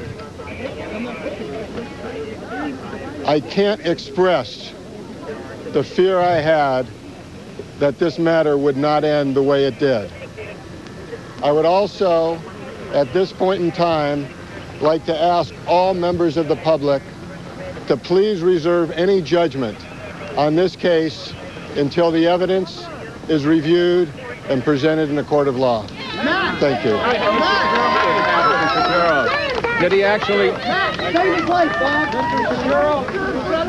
came up on me, man. I was trained for battery, buddy. Well, you didn't have to throw elbows. Sorry, pal. I've been sitting here working, buddy. What do you think I do? There's, I work for NBC, all right? I'm sorry.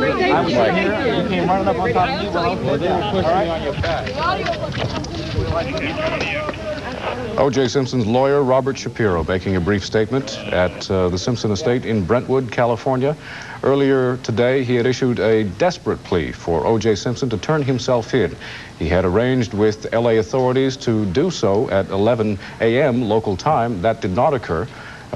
Shapiro was on the upper level of a house in the San Fernando Valley. Simpson and longtime friend and former football mate Al Cowling were on the bottom floor and apparently escaped out of the house without anybody being aware of that. The chase picked up at 6:30 p.m. Pacific time when police intercepted a cellular telephone call inside Al Cowling's 1993 white Ford Bronco, which was the subject of about a 60-mile chase over California interstates. As many of the commentators we've been listening to have been saying tonight, thankfully, this has ended in a peaceful manner. And you just heard Robert Shapiro, O.J. Simpson's lawyer, mentioning moments ago that he was offering kudos to the L.A. police officers who were able to resolve this matter in a peaceful manner. He said he couldn't express the fear he had that it would not end the way it did. And he is asking the public to reserve judgment until all the evidence is reviewed in a court of law. O.J. Simpson. O.J. Simpson now in police custody. Videotape from earlier tonight of the Bronco turning into the driveway of the Simpson estate on Rockingham Court in Brentwood. And as the light faded, as the sun went down, we were left to wonder what was going on. All we could rely on were messages being given to us by correspondents on the scene who were overhearing the police scanner radio as negotiations continued. Al Cowling first acting as an intermediary, and then police trying to arrange a telephone call between O.J. Simpson and his mother, Eunice. We were told that she apparently was in the house. Police had been given a cellular phone, but they did not have the phone number 2. So there was some difficulty in establishing the initial communication. We are going to continue our live coverage of this latest development in the manhunt for O.J. Simpson. Nick Charles is joining us now. He's going to be speaking with a former teammate of O.J. Simpson. Nick? Well, joining us live from Lynchburg, Virginia, is Joe DeLaMoliere, who played with O.J. Simpson in Buffalo during the apex of their careers. Joe, how do you even begin to understand the startling events of this day? I didn't hear you. How do you begin to unravel the startling events of this day and make some sense out of it, as somebody who played with and knew O.J. Simpson so intimately? Well, I don't think you make sense of anything like this.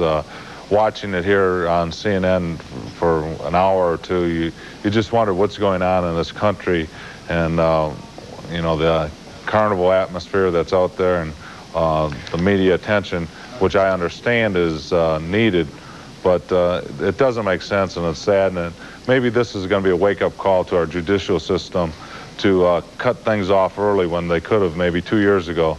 And maybe as a nation, we'll wake up and see what's going on around here. Well, Joe, what was your initial reaction, though, when you heard the news that O.J. Simpson had been charged with murder?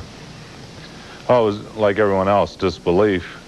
And then when you kept reading about the evidence coming in, you know, like everyone else, you said, well, it must be true. And that's the way it is. That's how it is.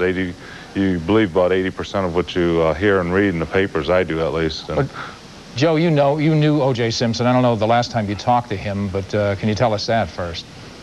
The last time I talked to him, we had a 20th year anniversary up in Buffalo in November, and he seemed like the same old guy. And 2 years ago, I was also in New York City, and Juice took my 2 sons and a friend through the studios there, and that was the last 2 contacts I had with him, and the same old guy I knew 20 years ago. Well, the same old guy. The composite picture we get of O.J. Simpson was a friendly, outgoing guy, lighthearted. Was there a darker side to him you ever saw? I don't think there's a darker side to him, but I do think there's a very competitive side to him that, you know, I haven't heard too many people talk about. He always wanted to win. And no matter what he did, anything he'd do, if it was playing cards, playing ping pong, playing checkers, he wanted to be #1. And, you know, you just don't know if this competitiveness led to this whole situation with the domestic problems. Is he a lost soul, as he described it in the letter? What would you say to that? I'd say to the people that don't know O.J., I think like anyone else, a person who is accused or does something like he has done, that's not the person we know. It's somebody different than that, and you know, it's not the O.J. we all know. Joe, last question. If you could speak to O.J. Simpson right now, what would you tell him? My prayers are with him, and also with his ex-wife and the other victim of the crime. You know, those people have to go on with their lives and try to pick it up. And we all have children, and we know how tough it is on all those people. Joe DeLaMoliere, a former teammate of O.J. Simpson and the Buffalo Bills, thanks for making the trip and making the time. Now let's go back as CNN's coverage of the O.J. Simpson arrest on charges of murder continues. Let's go to Lyndon Solis. Thank you, Nick. We're now going to go to our Los Angeles bureau, where Jim Moret is standing by. Jim? Thank you, Lyndon. We're joined in our L.A. studios by L.A. attorney and legal analyst Royal Oakes. Royal has been here for the past 2.5 hours watching these events unfold on television, as have we all. Royal, let me ask you this. Given the events of the day and the apparently irrational behavior that O.J. Simpson exhibited, we've heard reports that he will be booked in downtown Parker Center and held until Monday or Tuesday. Does that seem prudent given the fact that he would have to be competent in order to enter a plea? Well, I think a cooling off period of a few days is certainly in order to make sure that O.J. Simpson has reached a level of an ability to understand the charges against him. Obviously, he has to make a plea when he is arraigned. But as you point out, the question of his state of mind is a real big issue. I think the events of this day raise a real question as to the state of mind of O.J. Simpson, not only today, but over the last week and perhaps the day of the crime, if it's concluded that he committed the crime. I think a very important fact is that if this matter goes to trial, every single one of the jurors will have lived through this day, will probably have watched the chase, will have heard that heart-wrenching letter, which sounded like a suicide note. That's going to impact their judgment in the case, and frankly, it could affect whether he is ever convicted of first-degree murder and whether he ever receives the death penalty if they do find him guilty. We'd been hearing hints earlier in the week when Mr. Shapiro was retained as O.J. Simpson's second attorney that perhaps some groundwork was being laid for an insanity defense in the event that this went to trial. Given the events of today, how would that be impacted? Today has to raise a serious question about whether he is delusional, about whether he has touch with reality. We've heard about the depression. We've heard about the team of psychiatrists. Again, all of this will be brought out, presumably, at a trial if one ever occurs. But the consciousness of the world, of Americans, of the 12 people on the jury, have been dramatically and profoundly affected by these days' events. We're in Hollywood right now, but let's face it, Hollywood could not have concocted today's events. Mr. Shapiro is known as a deal maker. In your legal opinion, what type of deal would he be able to make at this point? Well, I think based on the events of today, based on the real question of O.J. Simpson's state of mind, he'll be in a better bargaining position to go to authorities and ask the question of whether this man should be placed on trial for first-degree murder, whether the person should be subject to the death penalty. Also, you have to take into account the fact that, again, he is an icon, an American hero.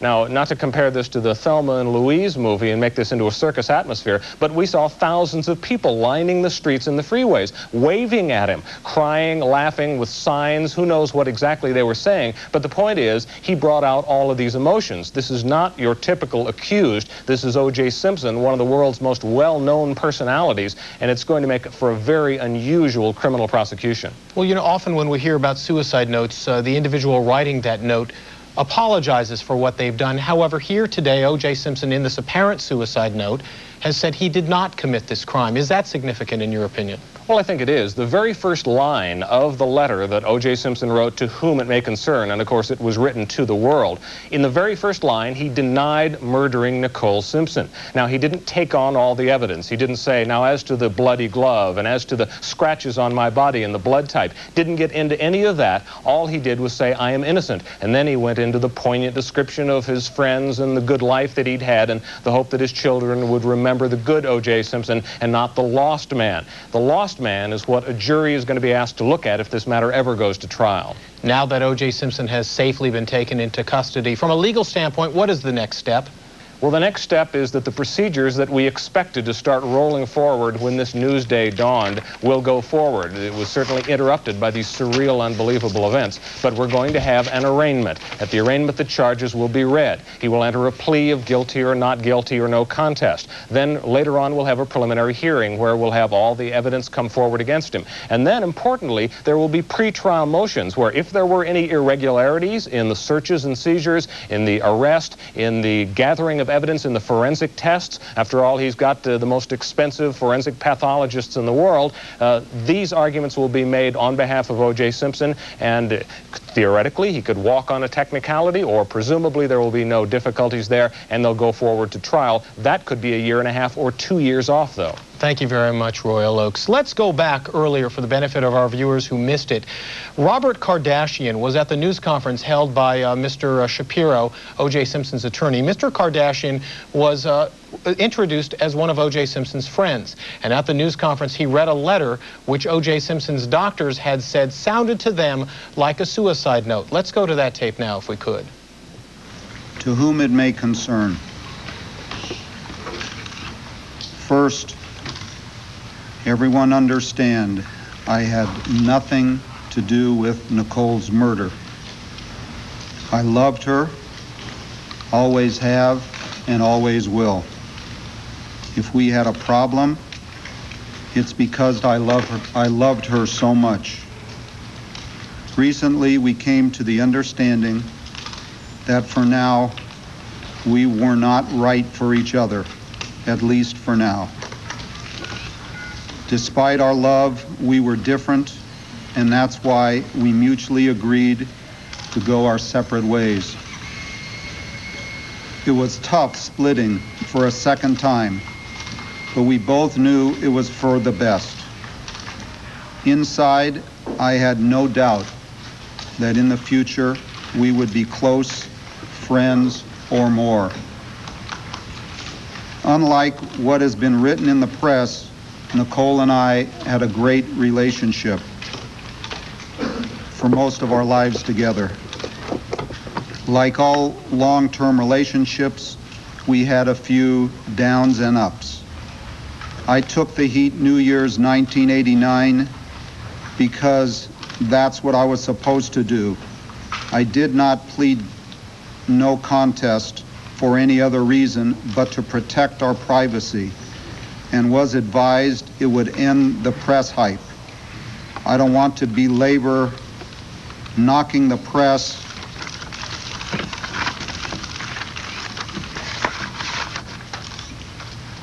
but I can't believe what is being said.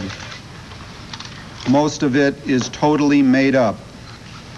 I know you have a job to do, but as a last wish, please, please, please leave my children in peace. Their lives will be tough enough. I want to send my love and thanks to all my friends. I'm sorry I can't name every one of you, especially AC. Man, thanks for being in my life. The support and friendship I received from so many, Wayne Hughes, Louis Marks, Frank Olson, Mark Packer, Bender, Bobby Kardashian. I wish we had spent more time together in recent years. My golfing buddies, Haas, Alan Austin, Mike, Craig, Bender, Weiler, Sandy, Jay, Donnie, thanks for the fun. All my teammates over the years, Reggie, you were the soul of my pro career. Ahmad, I never stopped being proud of you. Marcus, you got a great lady in Catherine. Don't mess it up. Bobby Chandler, thanks for always being there. Skip and Kathy, I love you guys. Without you, I never would have made it through this far. Marguerite, thanks for the early years. We had some fun. Paula, what can I say? You are special. I'm sorry we're not going to have our chance. God brought you to me. I now see, as I leave, you'll be in my thoughts. I think of my life and feel I've done most of the right things. So why do I end up like this? I can't go on. No matter what the outcome, people will look and point. I can't take that. I can't subject my children to that. This way, they can move on and go on with their lives. Please, if I've done anything worthwhile in my life, let my kids live in peace from you, the press. I've had a good life. I'm proud of how I lived. My mama taught me to do unto others. I treated people the way I wanted to be treated. I've always tried to be up and helpful. So why is this happening? I'm sorry for the Goldman family. I know how much it hurts. Nicole and I had a good life together. All this press talk about a rocky relationship was no more than that, was no more than what every long-term relationship experiences. All her friends will confirm that I have been totally loving and understanding of what she's been going through. At times, I have felt like a battered husband or boyfriend, but I loved her. Make that clear to everyone, and I would take whatever it took to make it work. Don't feel sorry for me. I've had a great life, great friends. Please think of the real OJ and not this lost person. Thanks for making my life special. I hope I helped yours. Peace and love, O.J. We are going to show you now pictures of the motorcade of LA police officers taking O.J. Simpson, who is under arrest, on their way to Parker Center in downtown Los Angeles. To put into context the letter that you just heard, that was read by one of O.J. Simpson's friends approximately 5 hours after he was to have surrendered to LA authorities, pursuant to an agreement reached between authorities and Mr. Shapiro, O.J. Simpson's attorney. It was also read approximately 4 hours before O.J. Simpson was eventually taken into custody at his Brentwood, California estate. That was after he led authorities on an approximate 60-mile chase. CNN's coverage of the O.J. Simpson arrest will continue live from Los Angeles and Atlanta right after these messages.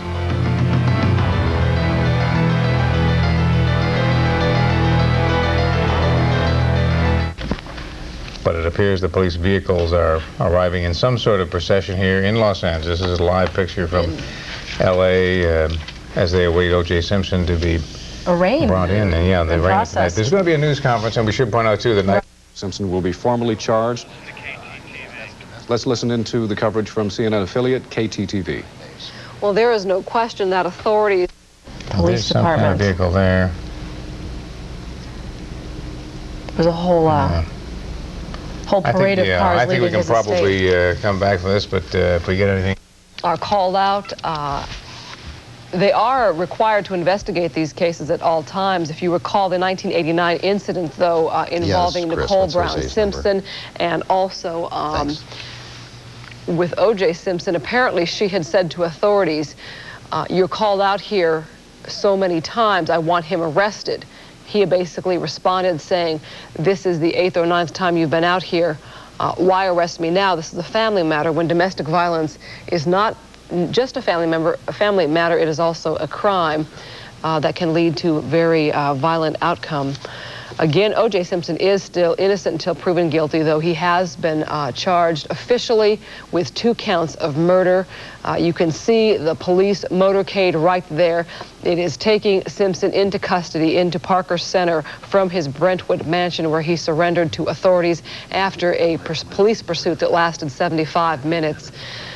You saw a helicopter fly by, possibly a police helicopter or a helicopter belonging to another television station, perhaps monitoring this dramatic event tonight.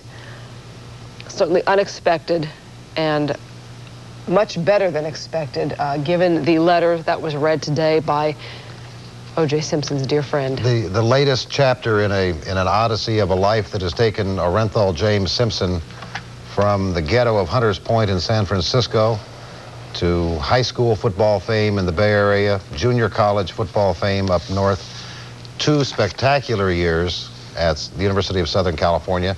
His senior year of college, second year at SC, he won the Heisman Trophy as the best football player in the country in that year. #1 draft choice of the Buffalo Bills of the American Football League. Played 9 years for them, 2 years for the San Francisco 49ers. Became the official spokesman for Hertz Rent-A-Car. Was a salesman or television pitchman for Orange Juice, obviously with the nickname OJ, a natural. An actor in all 3 of the Naked Gun movies. He was in the TV miniseries Roots. Enormously successful financially, a troubled man in his personal life. Where is he? This is where it is tonight. He's being escorted in a police car down to Parker Center to be booked for 2 counts of first-degree murder with special circumstances. Namely, that special circumstance at this point is multiple murders. The murders of Nicole Brown Simpson, his former wife. They were divorced in 1992. And 25-year-old Ronald Goldman, a man who recently moved to Brentwood, was a waiter in a restaurant, Nicole Simpson's favorite restaurant, Mezzaluna. And on Sunday night, apparently after a dance recital involving the Simpsons' daughter, Sydney, Nicole Brown Simpson and her kids and several other people had dinner at that restaurant, although Ron Goldman was not apparently their waiter that night. She left her glasses there. Later that night, he went by her townhouse to return her glasses. They were both murdered. The district attorney's office alleges it was O.J. Simpson who did it. And that's where we stand as we see this motorcade heading toward Parker Center. This is Jim Moray in CNN's Los Angeles studios. Again, what you are looking at is a motorcade of Los Angeles police officers taking O.J. Simpson down to Parker Center, where we are told he is to be booked on 2 counts of first-degree murder with special circumstances. It has been reported that O.J. Simpson will not be arraigned tonight, but will rather be held at least until Monday, possibly Tuesday, for arraignment. Let's go now live to Greg Lamont, who is standing by outside O.J. Simpson's Brentwood, California mansion. Greg, we're about a block. Go ahead. We saw what looked like a carnival-like atmosphere. Could you describe the scene for us right now? Well, when we pulled up initially about 45 minutes to an hour ago, it was a carnival-like atmosphere. The streets were all blocked off. There was traffic going in all directions. People were walking down the streets, people running, trying to get as close as they could to the Simpson estate. Of course, police blocked off the entire block, in fact, a 2-block area to keep people out of the area while a very intense negotiating situation took place. I was fortunate enough to hook up with a radio friend of mine who has a very extensive police scanning radio system and was able to actually hear the officers talking back and forth to each other as they were setting up what they were about to do while Simpson was sitting in the car. Actually, they had the place completely surrounded. Their goal was to get him out of the car without the gun in his hand. That gun was described as a blue steel revolver with a 6-inch barrel on it. Apparently, at sometimes he'd start to lean out of the car with the gun. There was negotiations going on, obviously. They were telling him that if he would just put down the gun and get out of the car, let's settle the situation. His goal was to go inside of his home. We're told by several police sources here that his mother is in San Francisco, and what he wanted to do was go inside of his home and use the telephone to call his mother, and if he was able to do that, he would allow himself to be taken into custody. The police said they would agree to that as long as he got out of the car without his gun, but they also said if he got out of the car with his gun, they would shut the front door and that all bets were off. And as we were listening to the police talking back and forth to one another, one person told another that if he comes out of that car with a gun in his hand and he comes in your direction, we'll leave it up to your discretion as to what to do. But there was no doubt about it that they were willing to take O.J. Simpson out if he came out of that car with his gun. This has been a super roller coaster day, full of emotion. It all started off when O.J. certainly didn't show up to be arrested. Certainly the long chase in all of this that was quite dramatic, and then a quite dramatic ending to it when finally O.J. Simpson put the gun down and he got out of the car holding 2 photographs in each hand showing that he did not have a gun. Now, I don't know what those photographs were, but they could have been of his children.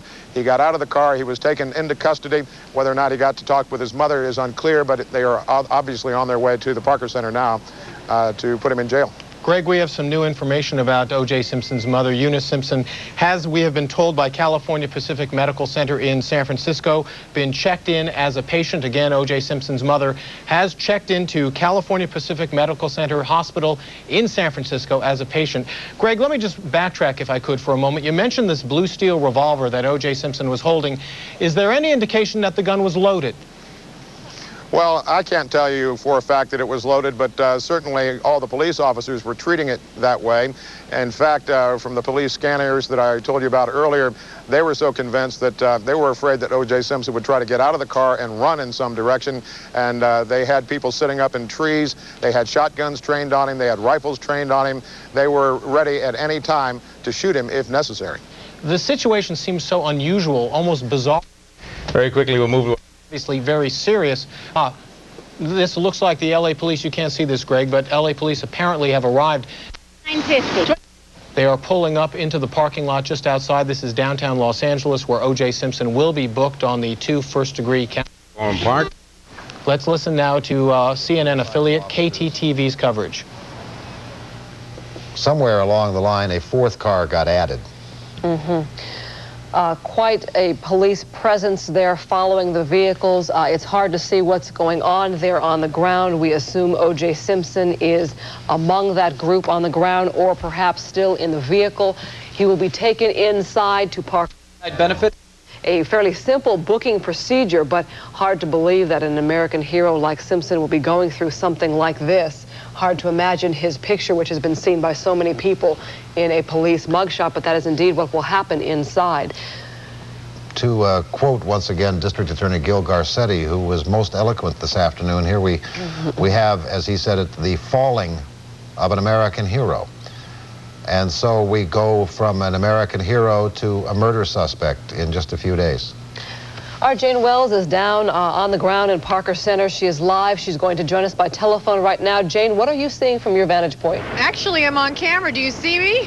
No, we don't. No, we don't. But okay, you're just hearing me. All right, I am out in front of Parker Center. We just saw the motorcade bringing O.J. Simpson to Parker Center here, and we just got here, and my photographer Patty Ballas and I, like everybody around Southern California, has been talking about why, what does this mean, what happens now with this incredible case. The man can't possibly expect to get bail at this point, and then we're wondering. Police, and it all leads back to O.J. Simpson's home. You know, the chances of, well, I was under medication, I wasn't thinking straight, or even using even using possibly some sort of insanity defense for the entire acted crazy today, and one might argue he might try and use that for what happened if he is, of course, depending on what sort of defense he puts up. To bring you up to date, if you're just tuning in, O.J. Simpson has been taken into custody. The motorcade carrying O.J. Simpson has arrived from his Brentwood, California mansion. They are now at Parker Center. I'm told that we have some video, live video, of O.J. Simpson in the police car as they arrived in Parker Center. There he is right now in that police car. Oh, excuse me. This is motorcade from Brentwood.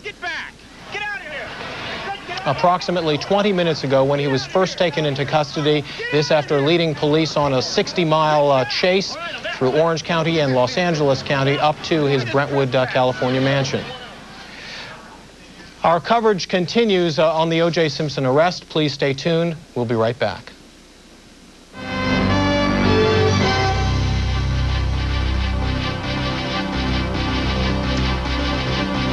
For him. That's speculation, but again, I think we talked earlier this evening, something of this could be what we call a dissociative state, if he's guilty.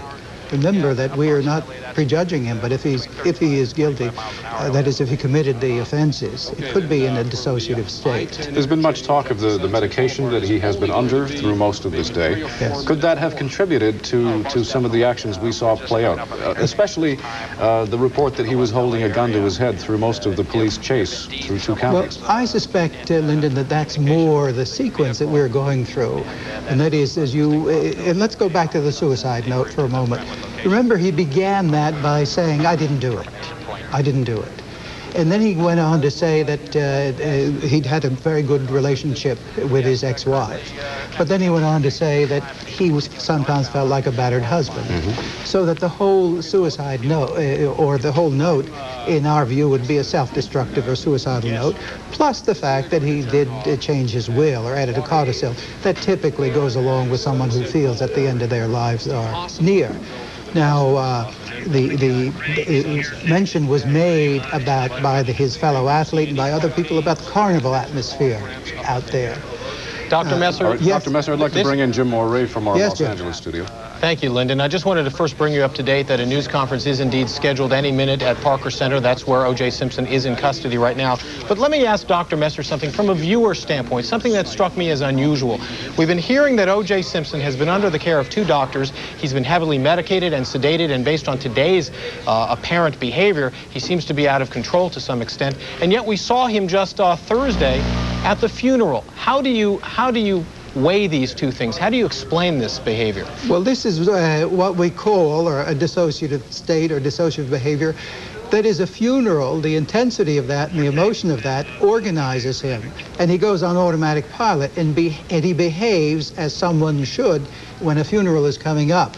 After that is all over, he goes back to his intense grief, and then you saw what happened this very day. Could this build a foundation for a plea of insanity? Yes, I think that and his lawyer very carefully is getting ready for that, I suspect. What's the likely effect? Let me say one thing, and that is I'm a doctor, and I want to tell you that I and you and anyone who's been watching this are exhausted, because adrenaline is an exhausting chemical. And tomorrow, all of us ought to sleep comfortably and do some light exercise and really recuperate from this intense emotional experience. Sure. What is the likely effect of all of this on O.J. Simpson's 2 young children? Well, it's difficult because these children now have lost their mother, and here their father is accused of a terrible crime. But he's still their father, and whether he goes to jail or how he goes to jail and so forth, in my view, in patients I see, that he has to show them that he still cares for them. He may have problems, he may have difficulties, but he has to still be a father, and he has to be in their lives. We have seen instances of so-called domestic violence play out many times over the years. As reporters, we've covered it too many times to mention, where men are so ready to take out all of the people they love with them because, again, of that dissociative state that you've been mentioning. What propels people to such extremes? I suspect in marriage, when we marry, we place on our spouses intense and extraordinary expectations that we can speculate here with a person who's brought up as disadvantaged as this man was, that all of his needs were not met growing up, and despite all that, he persevered and persevered and persevered, and he came to this heroic state. Now he has fallen, as we've heard. So he invests in another person? He invests in another person. Dr. Messer, this is Jim Moray in Los ahead. Angeles. You talk about the extreme emotional state which O.J. Simpson exhibited today. Yes. Is it possible, based on your professional experience, that this extreme emotional state occurred some time ago, leading up to these events? Absolutely. My theory is that what happened is he felt over these last weeks or months that his ex-wife was abandoning him. The story that we get here is that he was attempting a reconciliation. And when people feel abandoned or rejected, they can go into a tailspin. So is his behavior somewhat low? Seen the last few Yes, days? what we A suicide note. In it, he... If I invest so much emotion and feeling in a spouse, and then he or she, as the case may be, rejects me, then it wakes up all the feelings of pain and grief and abandonment. And sometimes this goes into homicide. I mentioned to Larry King earlier, very quickly, the story at the with the naval officers' last Army-Navy game, where a couple were engaged. The woman then insisted they break off the engagement. The man, the ex-fiancé, came to see her, begged her to reconcile. He refused. She refused, and he left. And then she called a friend, another officer, to come by, a man, to talk with her. Now, this first man, the rejected man, came by. He saw the two of them, and he shot them both, and then he turned the gun on himself. I suspect this is perhaps what we were seeing here today, in which O.J. was saying that he's not worth living because of all the pain and trauma that he suffered, which then some of it he projected onto others, and now he became very self-destructive. And really the ending that we all waited for was very good, because he was within a hair's breadth, I think, of doing significant damage to himself and to others. Thank you, Dr. Messer. On that note, let's go now to Parker Center, where I'm told we have videotape of O.J. Simpson's arrival there. He is, of course, in custody, under arrest. He's going to be booked for 2 counts of first-degree murder with special circumstances. Again, in California, if convicted, that would carry only 2 possibilities for sentencing. 1, life in prison without parole, and 2, the death penalty. CNN's coverage of the O.J. Simpson arrest will, of course, continue. Please stay with us after these messages.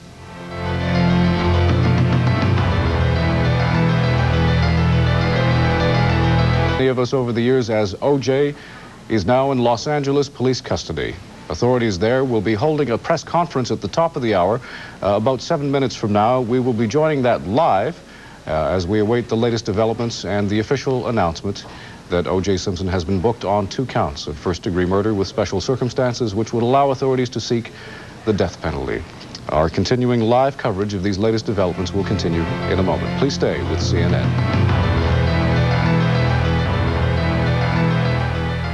I'm Jim Moray in CNN studios in Los Angeles. O.J. Simpson is in custody at this hour. He is at Parker Center in downtown Los Angeles, where he has been booked on 2 counts of first-degree murder with special circumstances. He was escorted via motorcade from his Brentwood, California mansion, and he was taken to Parker Center. Our Greg Lamont is standing by at the California mansion in Brentwood of O.J. Simpson, where all of this activity came to a tumultuous head. Greg Lamont, bring us up to date if you could. Tell you what a roller coaster of a day it has been. I don't think that I've ever seen anything quite like it. It's certainly straight out of the movies. Just about 45 minutes to an hour ago, O.J. Simpson was taken into custody from his home. He apparently, when he pulled up to his mansion, indicated to police that he wanted to get out of his car, go into his home, and call his mother in San Francisco. They agreed to that, and they said, you must drop your weapon, and then we will agree to it. But if you come out with your weapon in your hand, all bets are off. We'll shut the door, and we will have to take you out or take some sort of measures. Now, just to give you an idea of how prepared they were for all of this, they had a pretty good idea, I guess, from all the aerial shots that they were getting, that he was heading back to his Brentwood home. They had a person dressed up as a bush on the property. This was an armed person on his property dressed up as a bush. Apparently, just in case Simpson tried to get out of his car and run, this person would be in a best position to either tackle him, take him down, or take a shot at him. It, fortunately, though, ended peacefully. Thank you very much, Greg. A reminder to our viewers, Calling All Sports is up at the top of the hour. However, also due within the next few minutes, we are expecting a live news conference from Parker Center on the arrest of O.J. Simpson and the fact that he has been booked and is now in custody. For Lyndon Souls, I'm Jim Moray. Thank you for joining us, and please stay tuned to CNN for continuing coverage of the O.J. Simpson case. The off-ramps are quite blocked.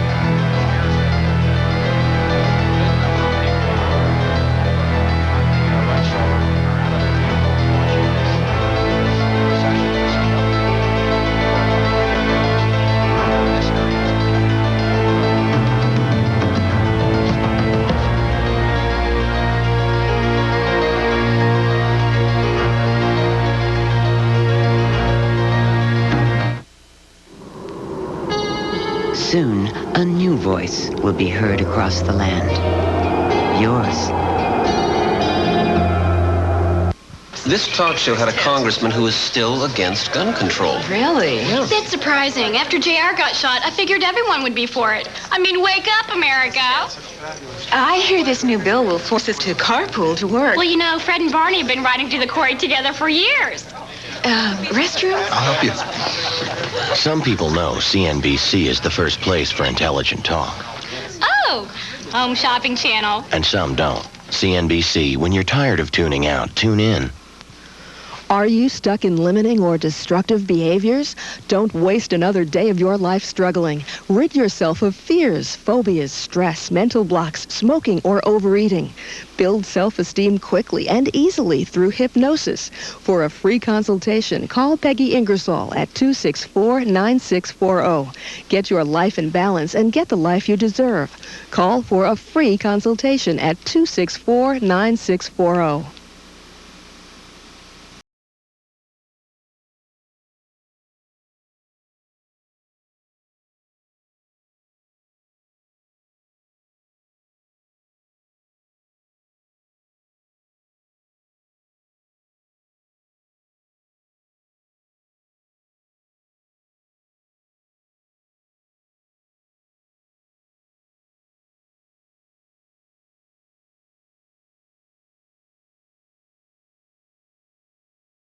Hey, where you going with that video?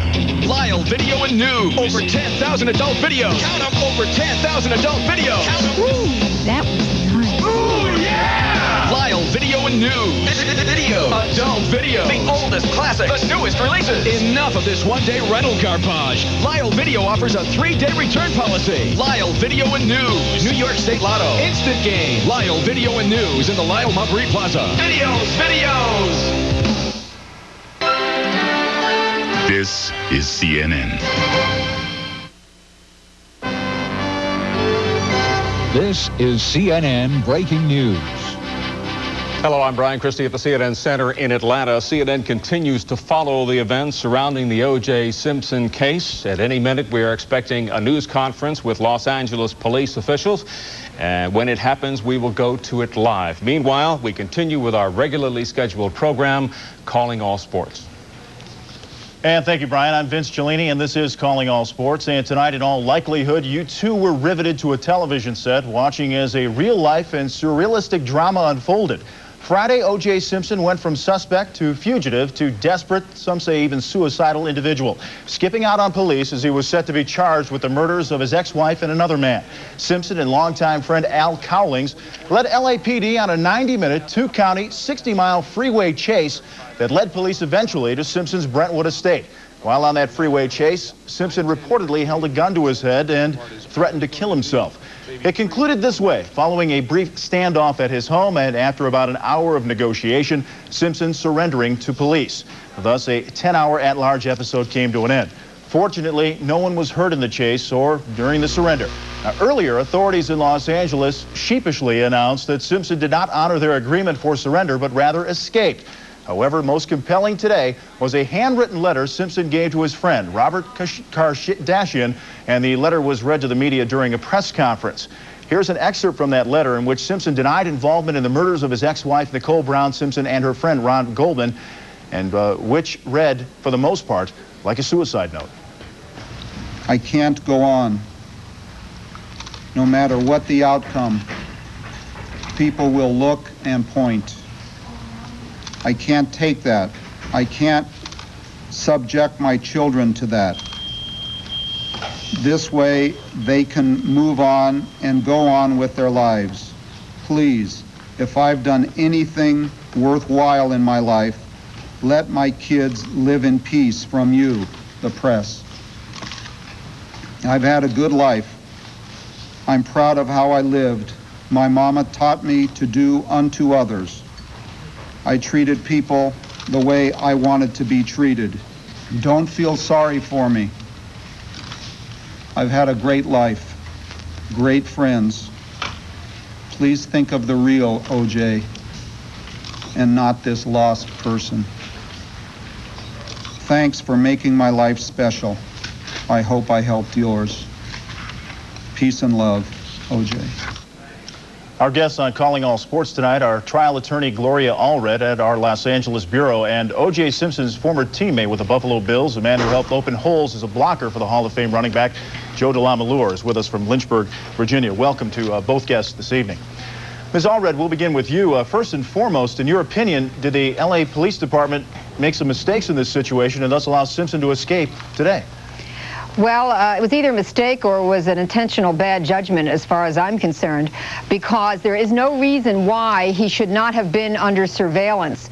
Many suspects are, in fact, under surveillance before they are arrested, particularly where they are under suspicion of having committed first-degree murder. And so, therefore, I think that the police do owe an explanation to the public as to why he was not under surveillance, or if he was under surveillance, how he possibly could have evaded that surveillance. Also, it's difficult to understand why he was not arrested earlier. It seems that there was certainly a level of evidence that existed, a level of proof.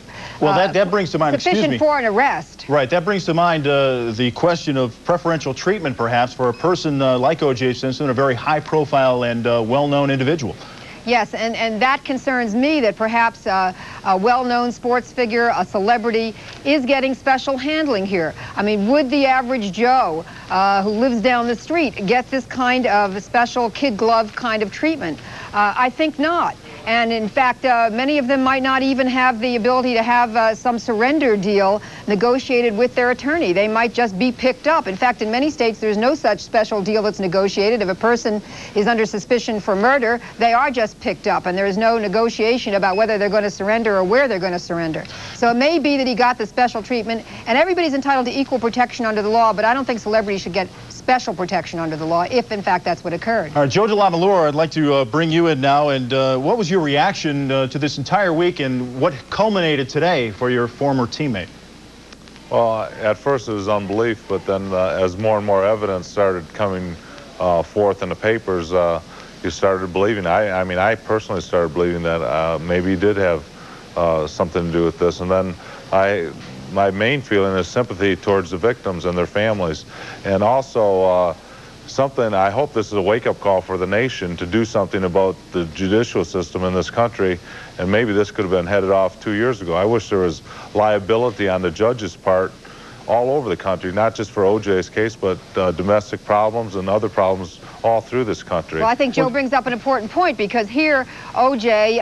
was in a position of entering a no-contest plea, which is very similar to a guilty plea, except that it can't be used against him in a civil case, to a spousal battery against his wife. And there the city attorney was asking for at least 30 days incarceration and at least 1 year of intensive counseling for men who have battered their wives. But instead, the judge gave no time in custody. And in fact, O.J. was able to make the special arrangement where he took his own psychiatrist and got counseling on the phone, I understand. So do you consider this somewhat of a wake-up call, or at least an alert for people that, you know, maybe let's head these things off, as Joe suggested early on, and prevent major problems later? Joe's point is well taken. I think it should be a wake-up call for the judiciary. And also, I'd like to see tougher sentencing. Even the 30 days that was requested is certainly not sufficient, where there's been a severe battery, as apparently there was on Nicole Simpson, where the battery was so severe that it even left a handprint on her neck. What's wrong with the system that this guy should have, in a sense, been able to walk away from that battery, and apparently even in his note today didn't take any real responsibility for it. In fact, he said something about he only really entered that plea because he wanted to protect the privacy and get away from the media hype. Again, we'll continue that line of thinking, too. We do want to hit the phone lines right now and go to Freedom, California. Welcome to the show. Hi, Vince. Hi. My comment is for someone who claimed that he was innocent of not killing his wife, as O.J. did today in his letter to the public, he ran as if he was a guilty man, and he claimed that he was innocent in his letter. I think well, Gloria, that's one thing. As an attorney, Gloria, how do you look at this now? Say you're going to defend O.J. Simpson. Where do you begin and try to erase that kind of public perception?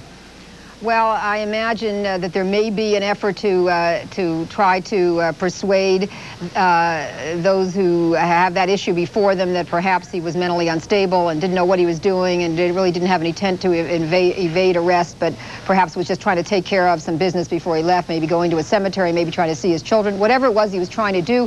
And we don't really know the answer to that, perhaps they'll try to persuade that he was going to turn himself in but just needed a few more hours to get himself together, or completely didn't have any control over his mental facilities to even control his conduct and know what he was doing. Joe, you know O.J. How do you perceive his actions today? Fleeing from police and appearing incoherent at times, under medication, we understand. What's your take on this whole thing? Well, my opinion on this is that the person who committed this crime or allegedly committed this crime I do not know that person. Somebody else who, or some other part of his personality did this. I just agree with everyone else that